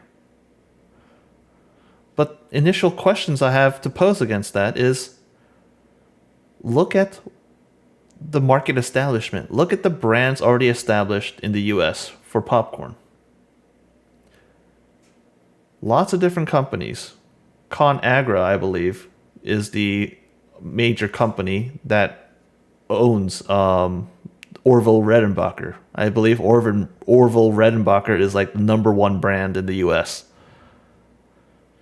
They do millions and billions of revenue, I believe. How much of that is through popcorn sales? What is their profit margins on that popcorn sold? What is their cost to sell that popcorn? What sort of negotiations, deals, and contracts do they have with retail stores, to have with grocery chains? How much does it cost them to transport that popcorn, to package that popcorn? AMC making moves to expand its revenue, to have other streams of revenue. On a general principle, I agree. It's a good idea. But my hesitancy is, when is that going to come into effect? When will that return you a sizable amount of revenue, amount of profit? How long is it going to take for you to set up your distribution? How much money will you be making when you sell popcorn at the grocery stores, on those shelves? Where are you going to be placing your products? Are you going to be placing at those end caps in the middle of the, deep in the middle of the shelves? What sort of pricing are you going to be, will you have to sell that popcorn at versus your other competitors? And what are your competitors going to do? What will Orville do? What will ConAgra do as a company? You announced to the industry, the popcorn industry, that, you know what? We're going to come for you in retail stores. We're going to sell them at grocery stores. We're going to set up stands. We're going to put them in malls, etc. You think they're just going to sit by and do nothing? Got a company looking to eye into your industry to take part of your revenues? You think they're just going to sit by idly and do nothing? I think that there's competition in the popcorn industry. As far as I know, Costco, I believe Kirkland is a brand that sells their own popcorn. You got Orville Redenbacher under the ConAgra. You got what I know, the Boy Scouts. I know they sell popcorn. I just think that a lot of this, all this news and PR spoken from the CEO Adam Aron, it's all smoke and mirrors. It's all hopium. When you say that, oh, we're gonna set up stands in malls, have you been in negotiations with those malls, with the landowners? How much money does it take? How much money do you need to spend to take that stand, to purchase that stand, to rent that stand out in the mall? How much does it cost to get the proper whatever, if there's licenses, permits, etc., for you to sell that food, to sell that beverage at that stand in that mall? You have to pay the mall, pay for that money to rent that space, to operate that business. You're going to have to train your employees. You're going to have to pay money for those employees. That all needs to be factored in. It's not like malls are not going to charge you to put your stands in there. They make money off of selling that land in there. The higher traffic, foot traffic malls command a higher price. You want to go into those malls that have a lot of foot traffic, where you can maximize the amount of people that'll be going through to purchase your popcorn. You got to do studies to figure out, where's a good place? What's a good mall to put our popcorn in? Where can we maximize our revenue, or increase our revenue? So now you got to figure out. You got to spend money to do that market research. More cost for the company. I just think that a lot of this was just puff pieces thrown out to appease shareholders. Similar thing with credit cards. The way credit cards are run, how is AMC going to make money off those credit cards? Yeah, as more people sign up for the credit cards, I'm sure that AMC will get a little kickback. They'll get some money for all those applications. Sure. But the people spending money using that credit card, first of all, where are they going to be using the credit card at? What benefits does that AMC credit card have versus your typical whatever, Capital One, your Visa, your MasterCard, your American Express, your Discover, etc. A lot of these credit cards, your Chase Sapphire, etc., you get anywhere from 1 to like 5% cash back. You get extra perks for like flights, your mileage and stuff. Some places you get extra benefits of, oh, hey, sometimes promotions where you get 10% cash back if you, during certain months, if you buy from whatever merchant. Certain months, yeah, I get 5 instead of 5, like 1% or 2% or 5%, like maybe 10% at like a Home Depot, or 15% at Lowe's, or 30% from Groupon, whatever. What sort of deals will AMC have?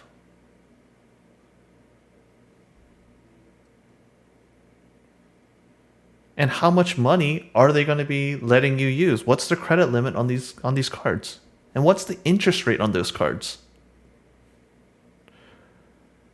You want people with those AMC credit cards to use them at AMC. But how much money are you really going to be using at AMC? What sort of benefits would you have of using your AMC credit card at a different place? Are you going to be going into a Best Buy? Are you going to be buying a TV, a computer, a refrigerator, a stove, a dishwasher, a vacuum? Are you going to be putting that on an AMC card? No. When you make big ticket item purchases, when you go to Home Depot, when you go to Lowe's, you go to whatever, you're going to be using that store's credit card there. But that interest that you might be paying on those big ticket items, AMC is not going to get those interest payments. They're not making money off of that, as far as I understand how credit cards operate. Maybe I'm wrong. If you got evidence to prove me wrong, please tell me. But from what I understand how credit cards operate, whatever, those late fees and those percentages, that's not what the company makes. They're not making money off of that. The credit card company takes that money.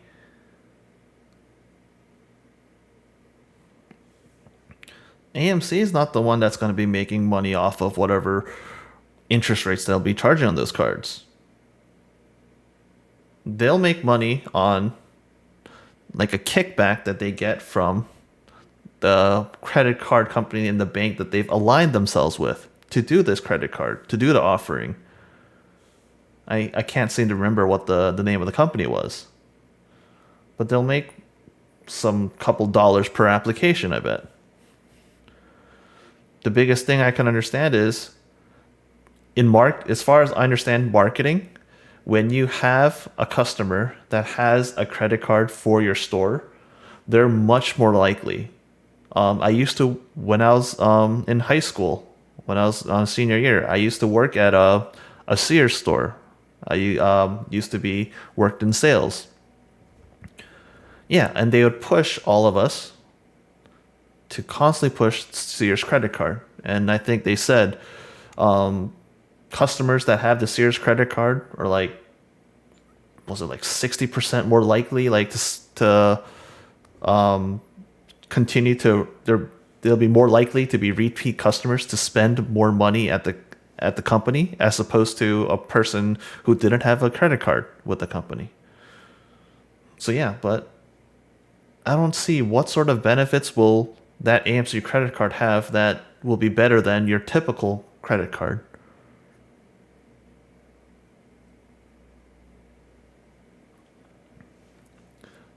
AMC credit card's not going to give you bonus miles as far as I understand. I don't know if they'll be able to give you better cashback percentages. I don't know the credit limit on what'll be available for that. I just don't understand what perks would be so great that people will sign up for the credit card and spend money there using that credit card. They'll use it at the movie theaters, perhaps. But besides that, what perk is there? What extra revenue will be generated from the credit cards? I don't understand. I don't know how that's going to be fundamentally financially changing for the company. So yeah, popcorn, something I'm going to dig more into, but I just don't see, once again, the profitability of that popcorn. I see that it's going to be going into a pretty heavily contested industry. You're a latecomer to it. You have well-established brands. A lot of those brands already have well-established connections with distribution centers, with grocery stores, and other places. How many folks? Is there a significantly greater quality in the type of product that they offer, that the AMC offers in their popcorn? Is it significantly better? Is there something different? Some sort of taste, some sort of quality, some sort of flavor that AMC has that other brands don't offer at all? Are they going to be able to sell it at a better price? I don't know. What sort of volume of popcorn, what sort of sales does AMC be able to do versus like an Orville Redenbacher, or what the Boy Scouts do and wherever they get their popcorn from, and all the other different brands? Was it Act 2? I think I recall being one of the brands at my local grocery store. What economies of scale will they have so that they can help reduce cost and maximize their profits?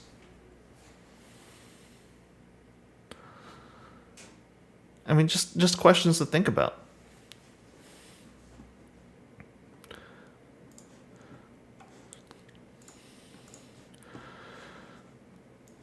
So we looked at a video for this guy, Ames, the creative investor. I see this more, once again, another grifter in my eyes, pushing out his moo, pushing out his Weeble, pushing out his pay first Patreon. Not financial advice, but giving you buy alert signals, telling you what to buy, what to sell, when to sell them. Nonsense. Public also. Talking about an old article from November about potential earnings. You can look up that information again. You can see the updated information. This is a video that he's put out today on January 21st.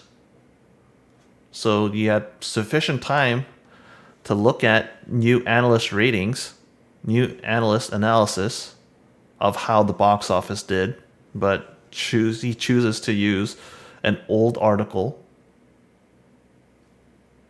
I don't know if he's maliciously doing it. What I can tell you is, nonetheless, it's misinformation. I'd love to see, is he going to ever do a video doing a retraction? Doing an apology? Oh yeah, showed you guys information that was almost 2 months old. Yeah, this is what? November 21st, today's January 21st. December, January. You're referencing an article 2 months ago. We already know how the fourth quarter box office went domestically. It's just terrible. Scam. This guy, more scam. Pump and dump. He's always pumping all these low float stocks. Low float, small market cap stocks. GNS. Mullen. Party City. AVCT. All this false information. Oh yeah, T plus 90 occurred off exchange. Oh, T plus 90 happened. And keep on telling you, he even calculated the T plus 90 date wrong.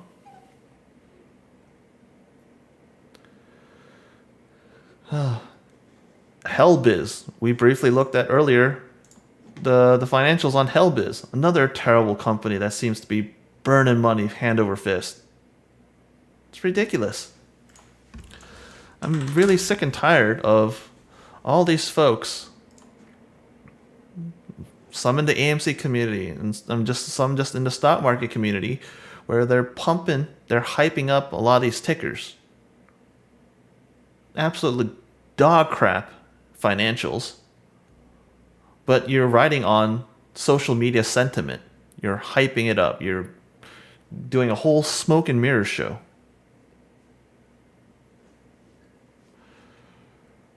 Oh, let's see this guy. Stock AMC stock short squeeze. Help is on the way.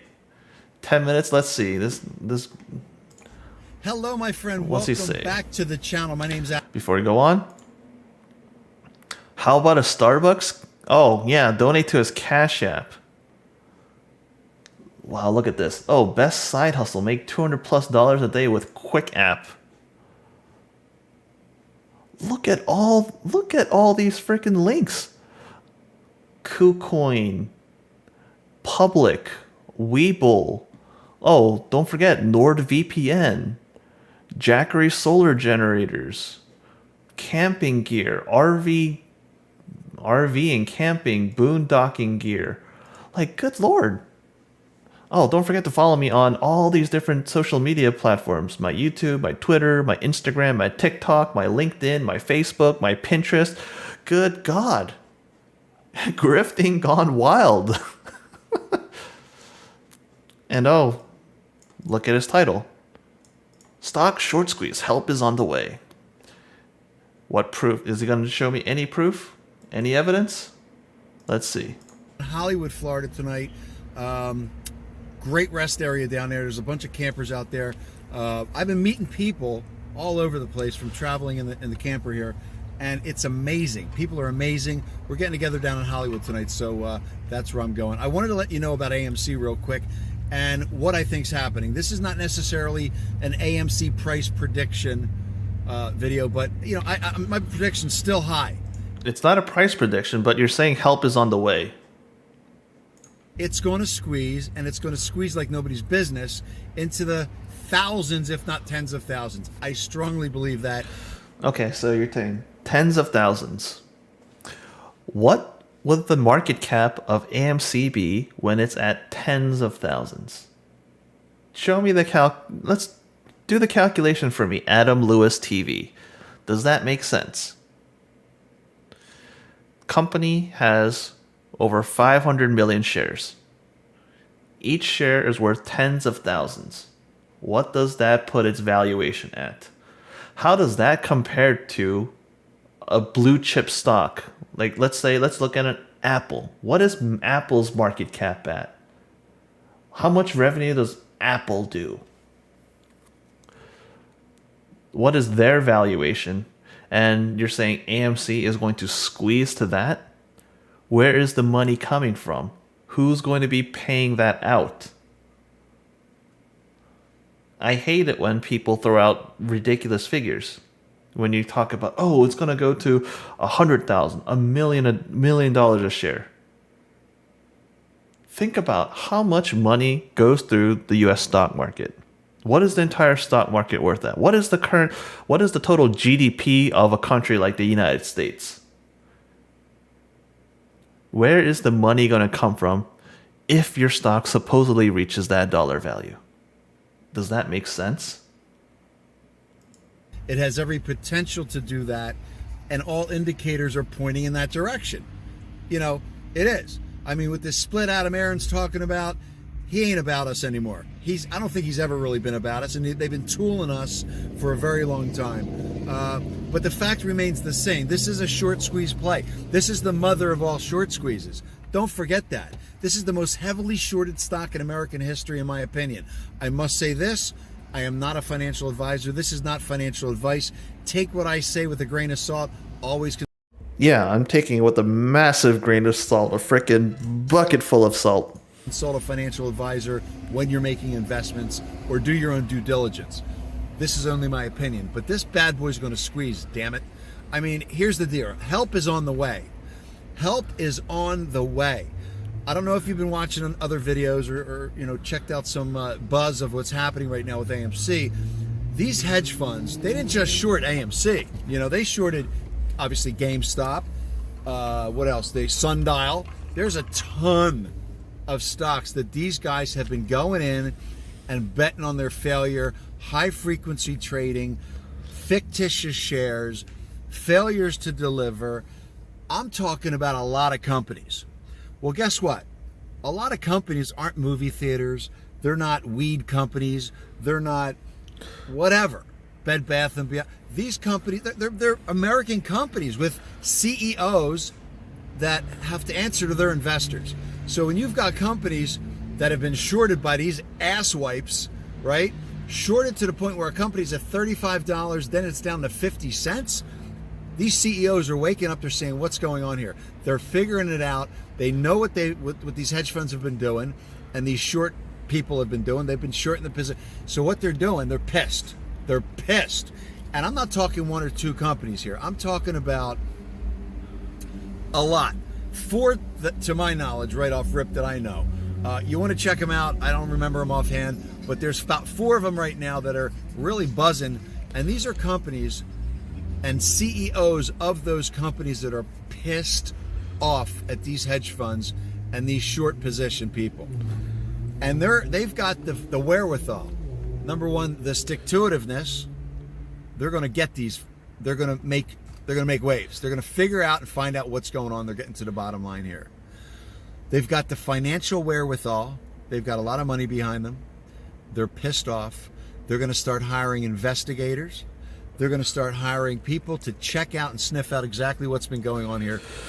This line of thought, this train of thought that this guy is going off of, I don't understand. This whole concept of shorting a stock, this naked short selling supposedly, this phenomena, this concept, this thing, has not suddenly come out of the woodwork. It's not a brand new phenomenon, some type of thing that randomly popped up out of nowhere in the last 3-4 years. It's been, people say that it's been occurring since as far back as 2000s. People point me, oh, look at, was it Robert Shapiro, I believe? Oh, look at what this guy talked about, this economist talked about in 2006 about naked short selling and short selling. Okay. So this has been going on for past 15 plus years. You've had tons of companies come and go. And not a single time has it been investigated and called out. But suddenly, you know what? These companies that just started up, a lot of these brand new companies that came out 2019 and so forth, that were just recently listed and their stock price is tanking. Oh yeah, they're suddenly going to take action now. This has been something that supposedly has been going on in the markets for 15 plus years. If this thing has been going on for such a long time, why is it just now that it's being uncovered? I don't understand how that logically makes sense to me. It doesn't make sense to me. And it's why is it these types of companies? And why are all these companies not profitable? Why are these all companies that are burning millions of dollars of cash every quarter that's not profitable? Why are they the ones complaining?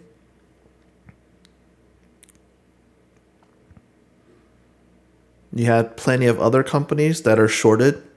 Apple, shorted, constantly shorted. Tesla, constantly shorted. Why is there no investigation into the folks who short Apple, that short Tesla? Significantly a lot more money involved in shorting those companies. Don't understand. Comment, Daily Tech Tips. Did you look into RC video on Share Intel? Do you have thoughts on if AA should use them? I don't understand how it could hurt. What is RC? Was that Ryan Cohen? I'm guessing Ryan Cohen. Or no, RC is, oh, hold on. That's not him. It's Randall. It's this Randall guy, right? Randall Cornett. Yeah, I think I saw some of his videos. Yeah, I know this guy was... Talked to him on Twitter. Immediately right off the rip, he had He's constantly calling me names. Ad hominem attacks. Lovely. I know recently he commented on one of my previous videos. He left out the ad hominem attacks this time. Anyone who starts off their argument, starts off their reply with the ad hominem attack, I'm not going to give you much time and day. The moment you start to, you start your reply, you start off your rebuttal back with an ad hominem attack, you lose the argument, in my opinion. I don't care what else, what the hell you say. You can't prove your point. You can't come across your point without using character attacks. That tells me all I need to know about you. That's the way I roll. We all can be mature adults. We don't need to insult other folks. We don't need to talk about the way they look, the way they talk, the race, gender, whatever. We don't need to resort to any of that. I don't know. I go above it all. But let's see. Let's watch this video. What's he say? Hello, everybody. What's going on? I hope you guys are getting ready for a fun and wonderful playoff weekend. If your team still is in the playoffs, I know that there's a lot of shit going on with this, Adam Aaron hiring Share Intel to expose, quote unquote, naked shorting. So that being said, I'm just in the start of this research, but what I have found is 3 different companies that I was able to find on public record that have Live Ventures Incorporated. And you can see in this filing, it's a petition relates to suspected trading in our common stock in violation of applicable rules.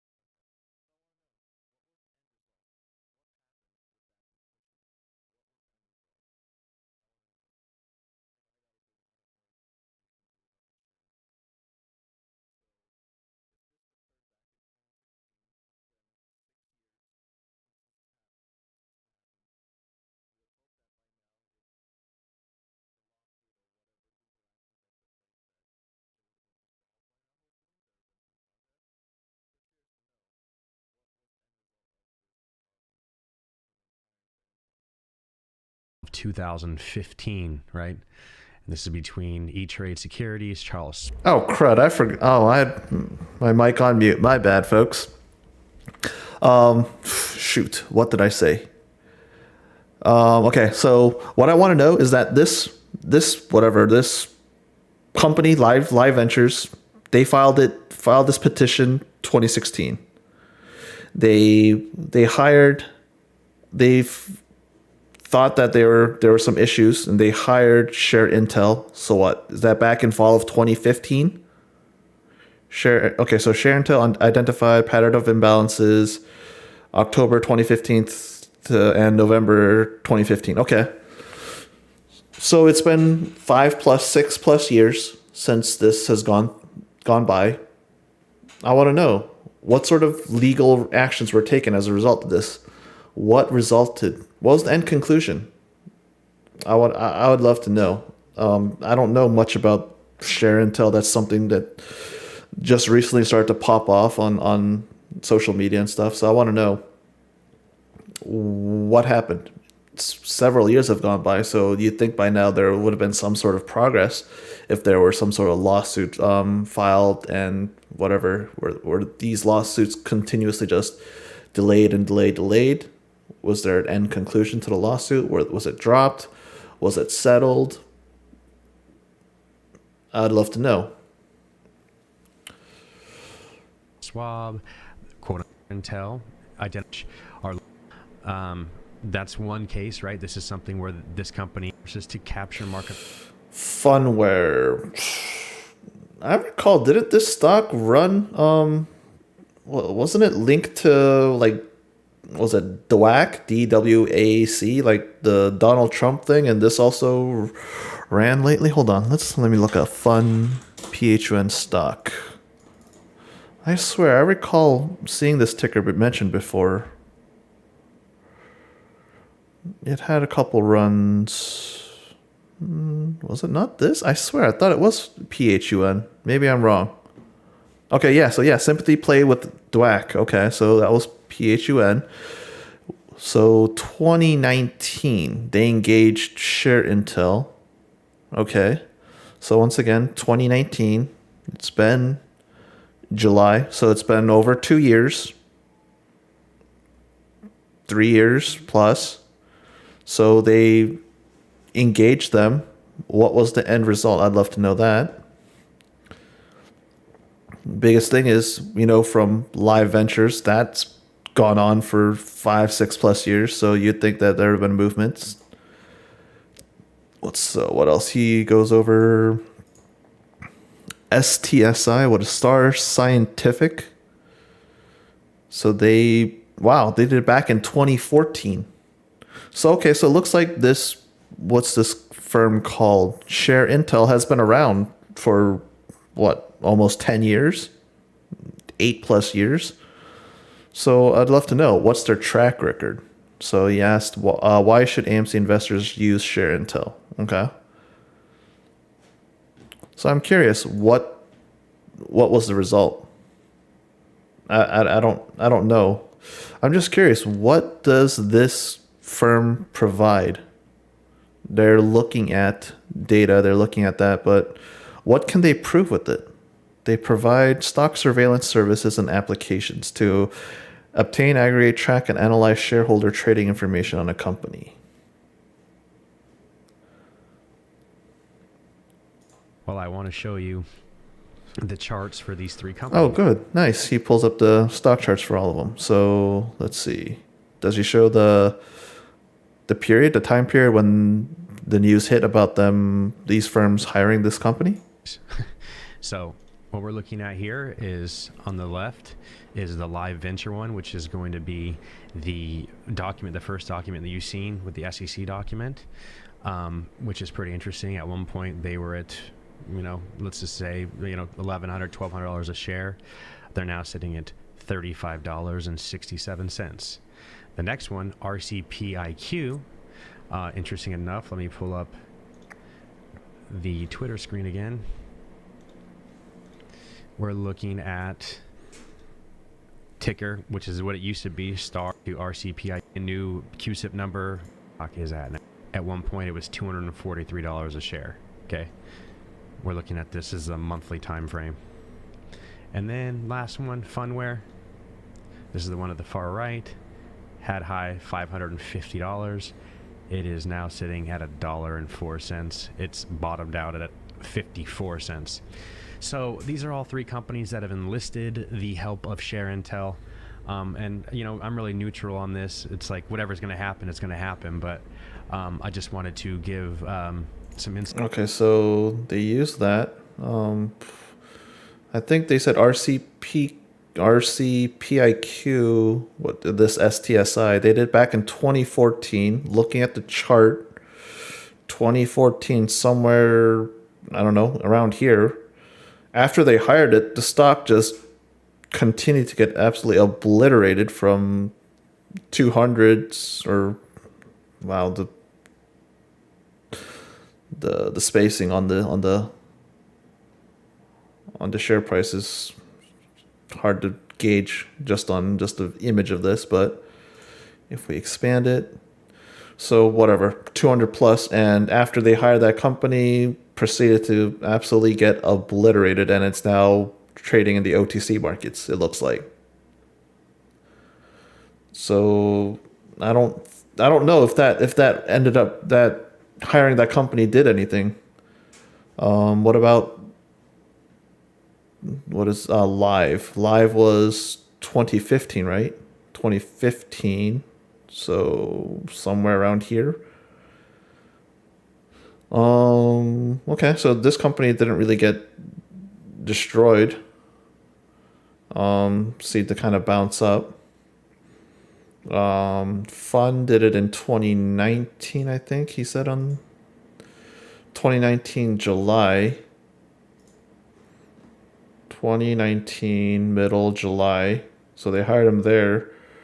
Got obliterated, looks like. Got absolutely destroyed, and it's had a couple pumps, and I think that this was that massive. Was this the massive pump about the DWAC play? I forgot. It's been a while.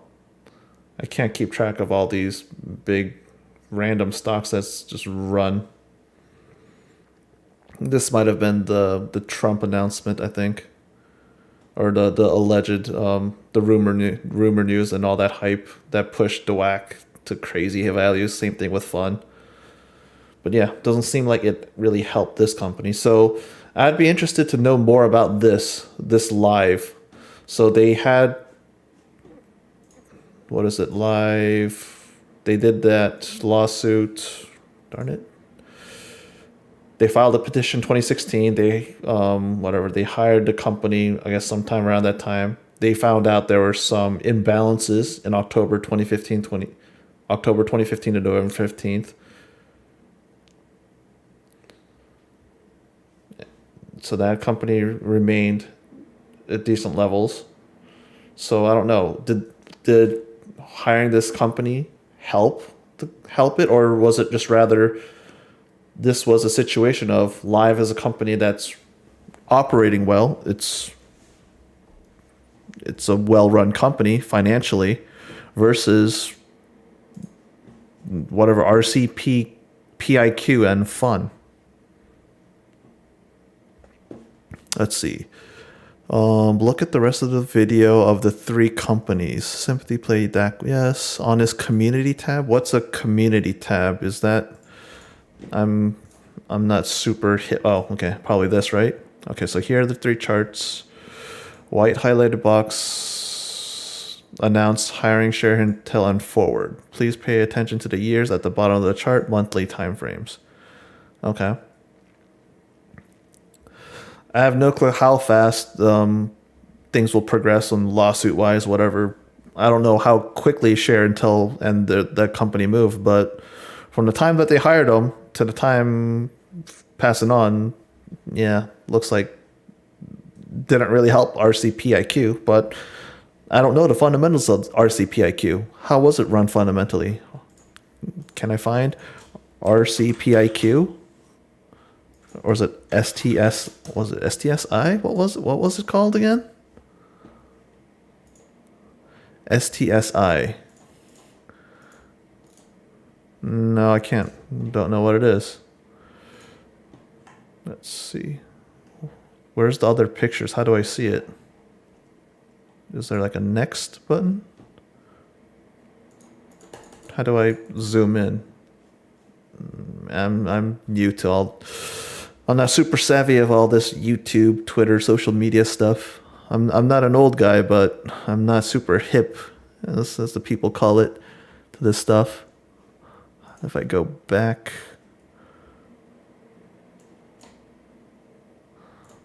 yeah, but overall, okay. So Live actually seems to be the only one that really benefit, or actually, you know what, Fun. Maybe Fun had a decent effect. That's semi-new, 2019.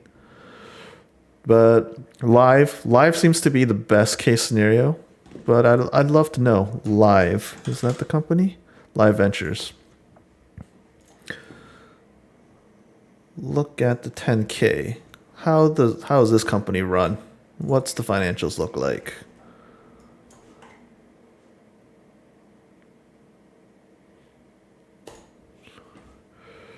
Cash, total liabilities, assets. That's always good thing in my eyes when you got a lot more assets than liabilities. That's always a positive sign for me. Their long-term debt, net portion of current portion. Okay. Their total current assets. They don't have much cash on hand, but income tax receivables, trade receivables, okay. Are they operating at a profit? Net income, yes they are. They're making how much?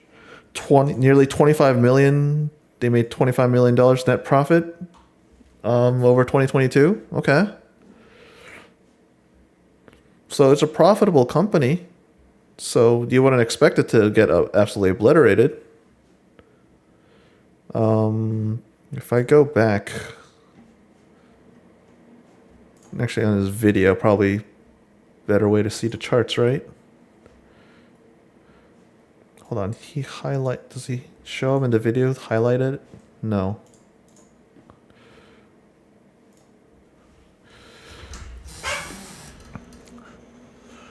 But I don't know. The company itself just seems to be pretty solid. I mean, just initial glance. Revenues, cost of revenues, their gross profit, their operating expenses. Yeah. They don't have crazy amount of debt. They got a lot of assets, more than their liabilities. They're operating positive cash flow. They don't have to dilute the company. Like, they don't need to obliterate shareholder value by diluting it like mad. So I don't understand. I guess you'd have to look at the specific balance sheet. Maybe during that period, this was 2015, 2016, right? So actually, maybe we need to look further into this. 2015. Okay, so this is during that period. 2015, they said October, November when they noticed those weird trades. So this was during that time. Maybe they weren't doing so well. Let's see. 2015 quarter 2. How are their financials then? 6.6 million in cash, assets, liabilities, better, revenues. Okay, so they were operating at a loss at that point. So they had a net loss. So, okay, they might have been a target for companies to short them, perhaps, because they were operating at a loss. Their cash burn for that quarter, 4.2 million. They only had 6.6 million cash on hand. Cash and cash equivalents. Wow. Sorry, I'm getting tongue-tied here. But it's not like they didn't have the assets. But I guess, okay, they could have been faced with a situation where they were being shorted.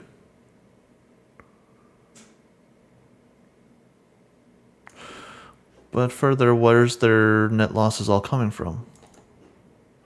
Depreciation. Okay, convertible debt and warrants, loan fees, common stock, non-cash issuance of that. Okay, it doesn't seem that bad.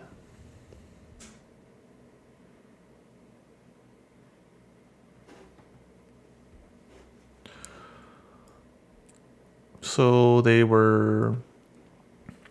provide specialized online marketing solutions to small, medium-sized local business SMBs. Yep. Reach prospective customers via the internet. Promotional marketing, special deals and activities through Live Deal, mobile app, blah, blah, blah. They adopted an acquisition strategy to seek out undervalued companies with little to no online presence. Okay. And acquire them. Okay, finance closed using traditional non-dilutive debt financing rather than using the company's equity.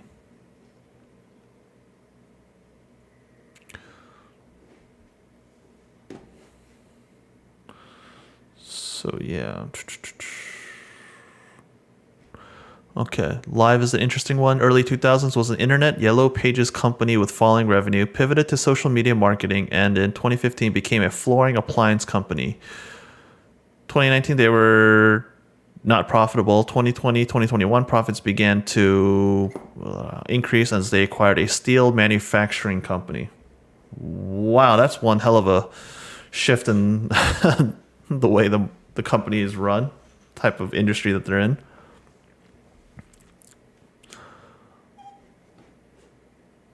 But okay, I can understand during this period where the company was burning cash, they could have been shorted. Yeah,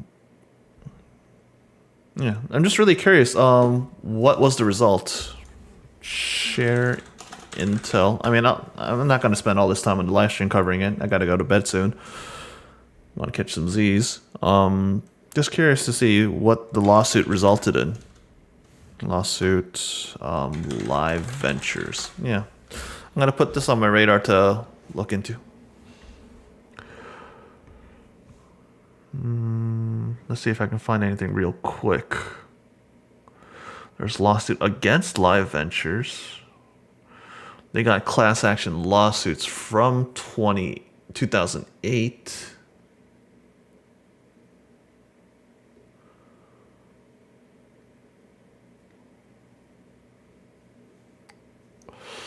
I don't know.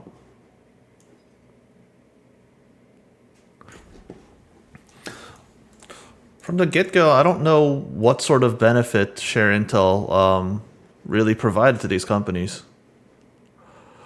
Live seems to be continuing to go on, trading at whatever, 20, 30 bucks, whatever.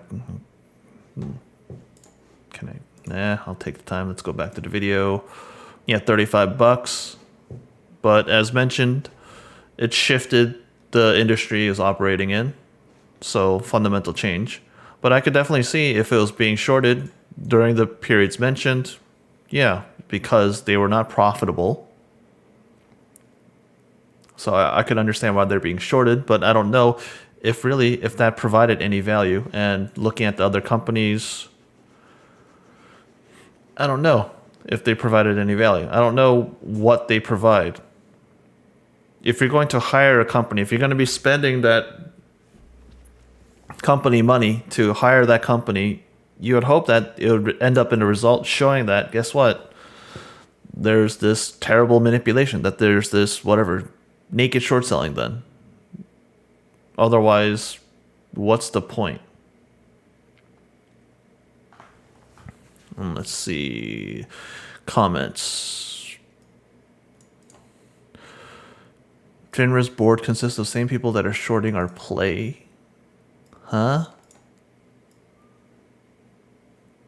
No clue what this is talking about.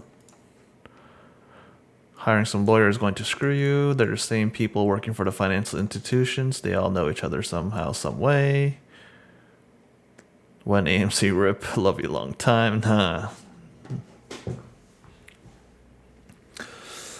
But yeah, I don't know.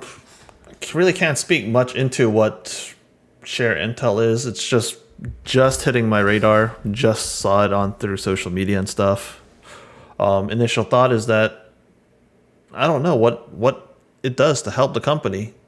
I first want to really see what was the end result of this lawsuit that Live did against TD, Schwab, E-Trade, whatever, those companies, and see, were they able to win?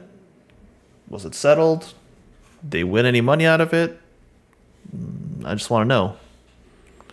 And you have a couple other cases. All in all, there's just not enough information on Share Intel for me to really formulate any sort of decent opinion at the moment. All I can tell you right off the bat, doesn't look like they helped with anything. This is just you're hiring a group to collect data, and if that money spent didn't result in any net benefit to you, then you wasted money. And if the thought is that AMC should hire this company, I don't know. If this Share Intel company hasn't been successful in helping Live, our PIQ, whatever, and Fun, why would AMC need to hire them? Why are they going to spend their money that they're already strapped? They're strapped for cash. They don't have much cash that they can waste because they're burning hundreds of millions of dollars every quarter. Why would they spend more money on a firm like that?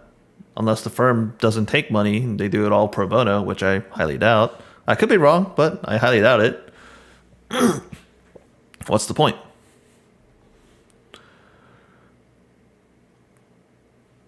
I don't know. The vibe I get from West Christian or whatever, that I've seen this shared on social media too. Gives like ambulance chaser vibes. I mean, I got to do more research into it, but has his law firm ever been successful in proving any of the theories? When they're talking about naked short selling, share manipulation, stock manipulation, all that stuff. He's been practicing law, if I recall correctly, for 40 plus years. Has his law firm, have they ever brought a lawsuit to those hedge funds, to those firms? Were they able to show with evidence, data, and that, oh, they were doing illegal actions? Were they able to get some sort of compensation for the clients that they're representing? I don't know. That's the first thing I'd love to know. I mean, when you hire a lawyer, I think that's the first thing you'd want to know. Are you successful? Have you taken on previous lawsuits of this type of nature? Were you able to win them? How much money were you able to win? How many types of these have you done, and how many did you win? How much are you going to charge me? I know, stuff. Those are basic questions I would ask.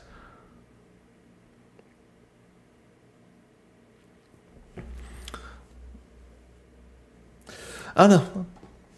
I've been rambling on, and LiveStream has gone a lot longer than I really thought it would. But it's definitely been interesting, been fun. Covered a wide variety of stuff. So for the people, TLDR, people who joined late, people who didn't watch the beginning, do a quick recap. What I did today, showed you guys my ETF tracking Excel sheet.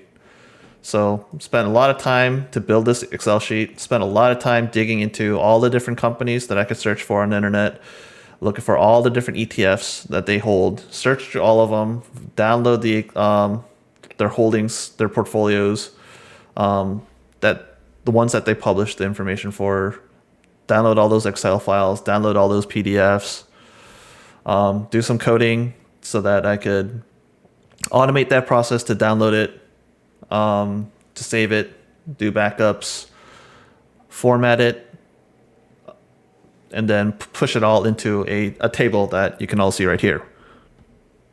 And this was all stemmed from, stuff, and this is stuff that I've been doing way back since, as far as this sheet has been going on, back from April 20th, 2021. So it's been something that's I built way back, stopped doing it for a while because I honestly lost interest because of the time it took to really do this. But something I decided to revive, do a quick thing. I've learned a little bit more about coding, so I was able to help cut down on the time it would take to do stuff like this. So that was a barrier that I was able to overcome. But nonetheless, something that I've been doing for several years. Something that I did to figure out more about the company when I was actually invested in AMC. But nonetheless, another data point, another data set for folks to look at. I haven't seen anyone across 3 years of covering AMC, anyone looking at information like this, the ETFs, the holdings. Similar story. Don't really see folks who are digging into the 13Fs, the manner in which I do it. See a lot of folks who'll use sites like Fintel, holdings.com, Whale Wisdom, and so forth. There's tons of free sites. Nonetheless, I never liked a lot of those sites because a lot of issue with the data, the way that they represent the data. I like to get it right from the data source. Go right to the SEC website. Go search for it. 13Fs. Search for the end port filings, so you can see the index funds. You can see the ETFs. You can see the official updates on a monthly basis, and then you can compare to what they're publishing on their actual websites. So, revitalized, another data point for people to look at. Something to notice is that, look, BlackRock, we know that according to their 13Fs, we know that they trimmed large portion of their shares. trimmed 40%, going from Q1 to Q2 2022. And we know that looking at ETFs, BlackRock used to hold several millions of shares just alone. IWM, nearly 12 million. Now we see that no ETF holds more than 1.5 million shares. IWD has 1.5. We can look at all the other groups, all the big hitters, Schwab, First Trust, Goldman, etc. A lot of them have also been trimming their positions.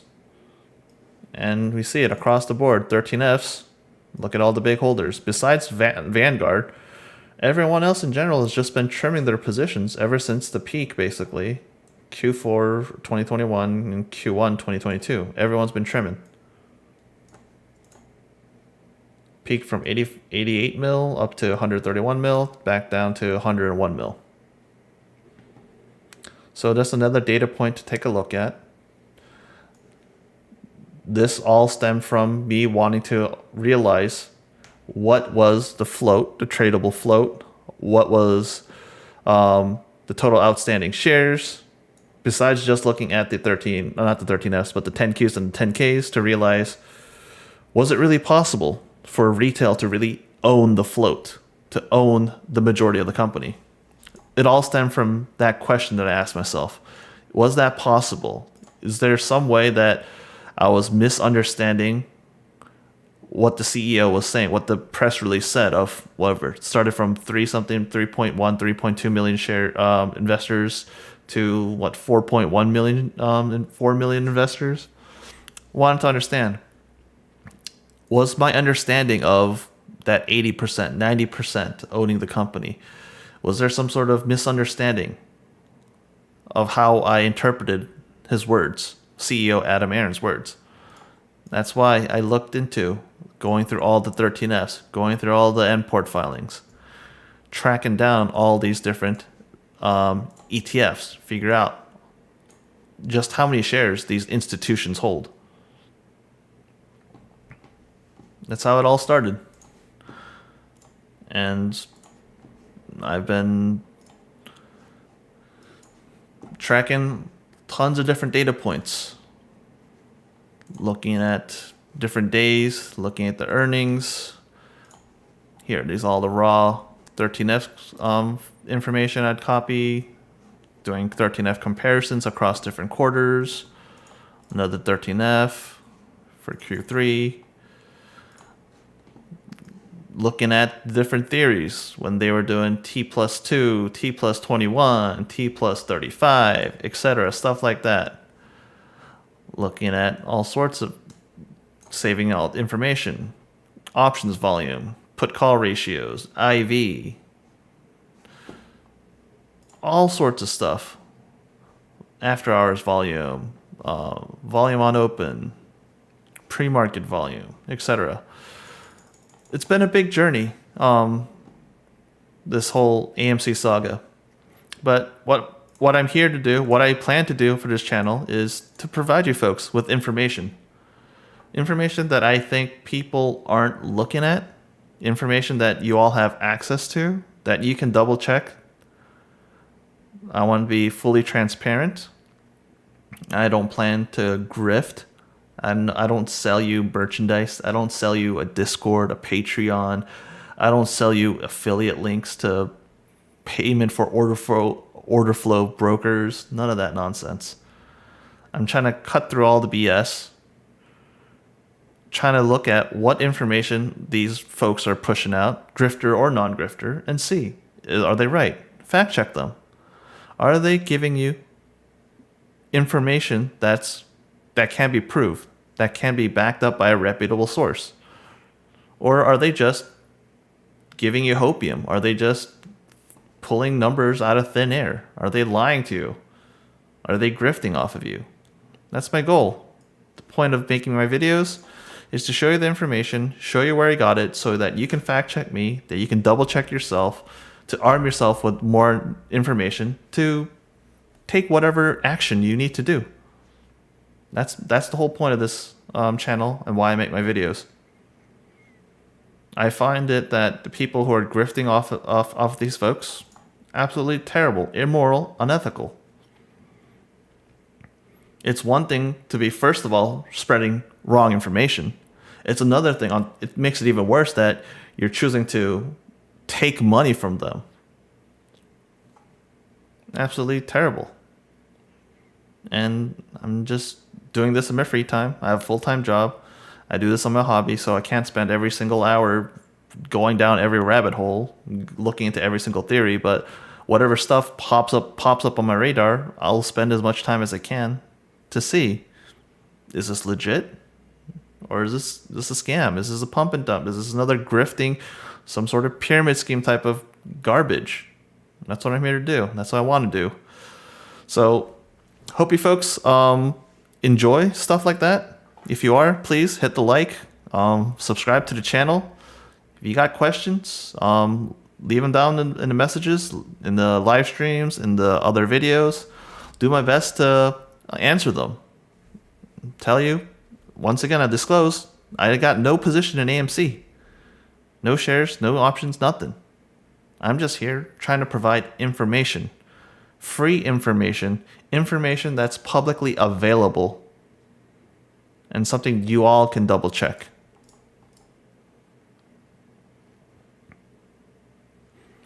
So please, if you liked it, like, comment, subscribe. We'll see where this takes us. And one other thing.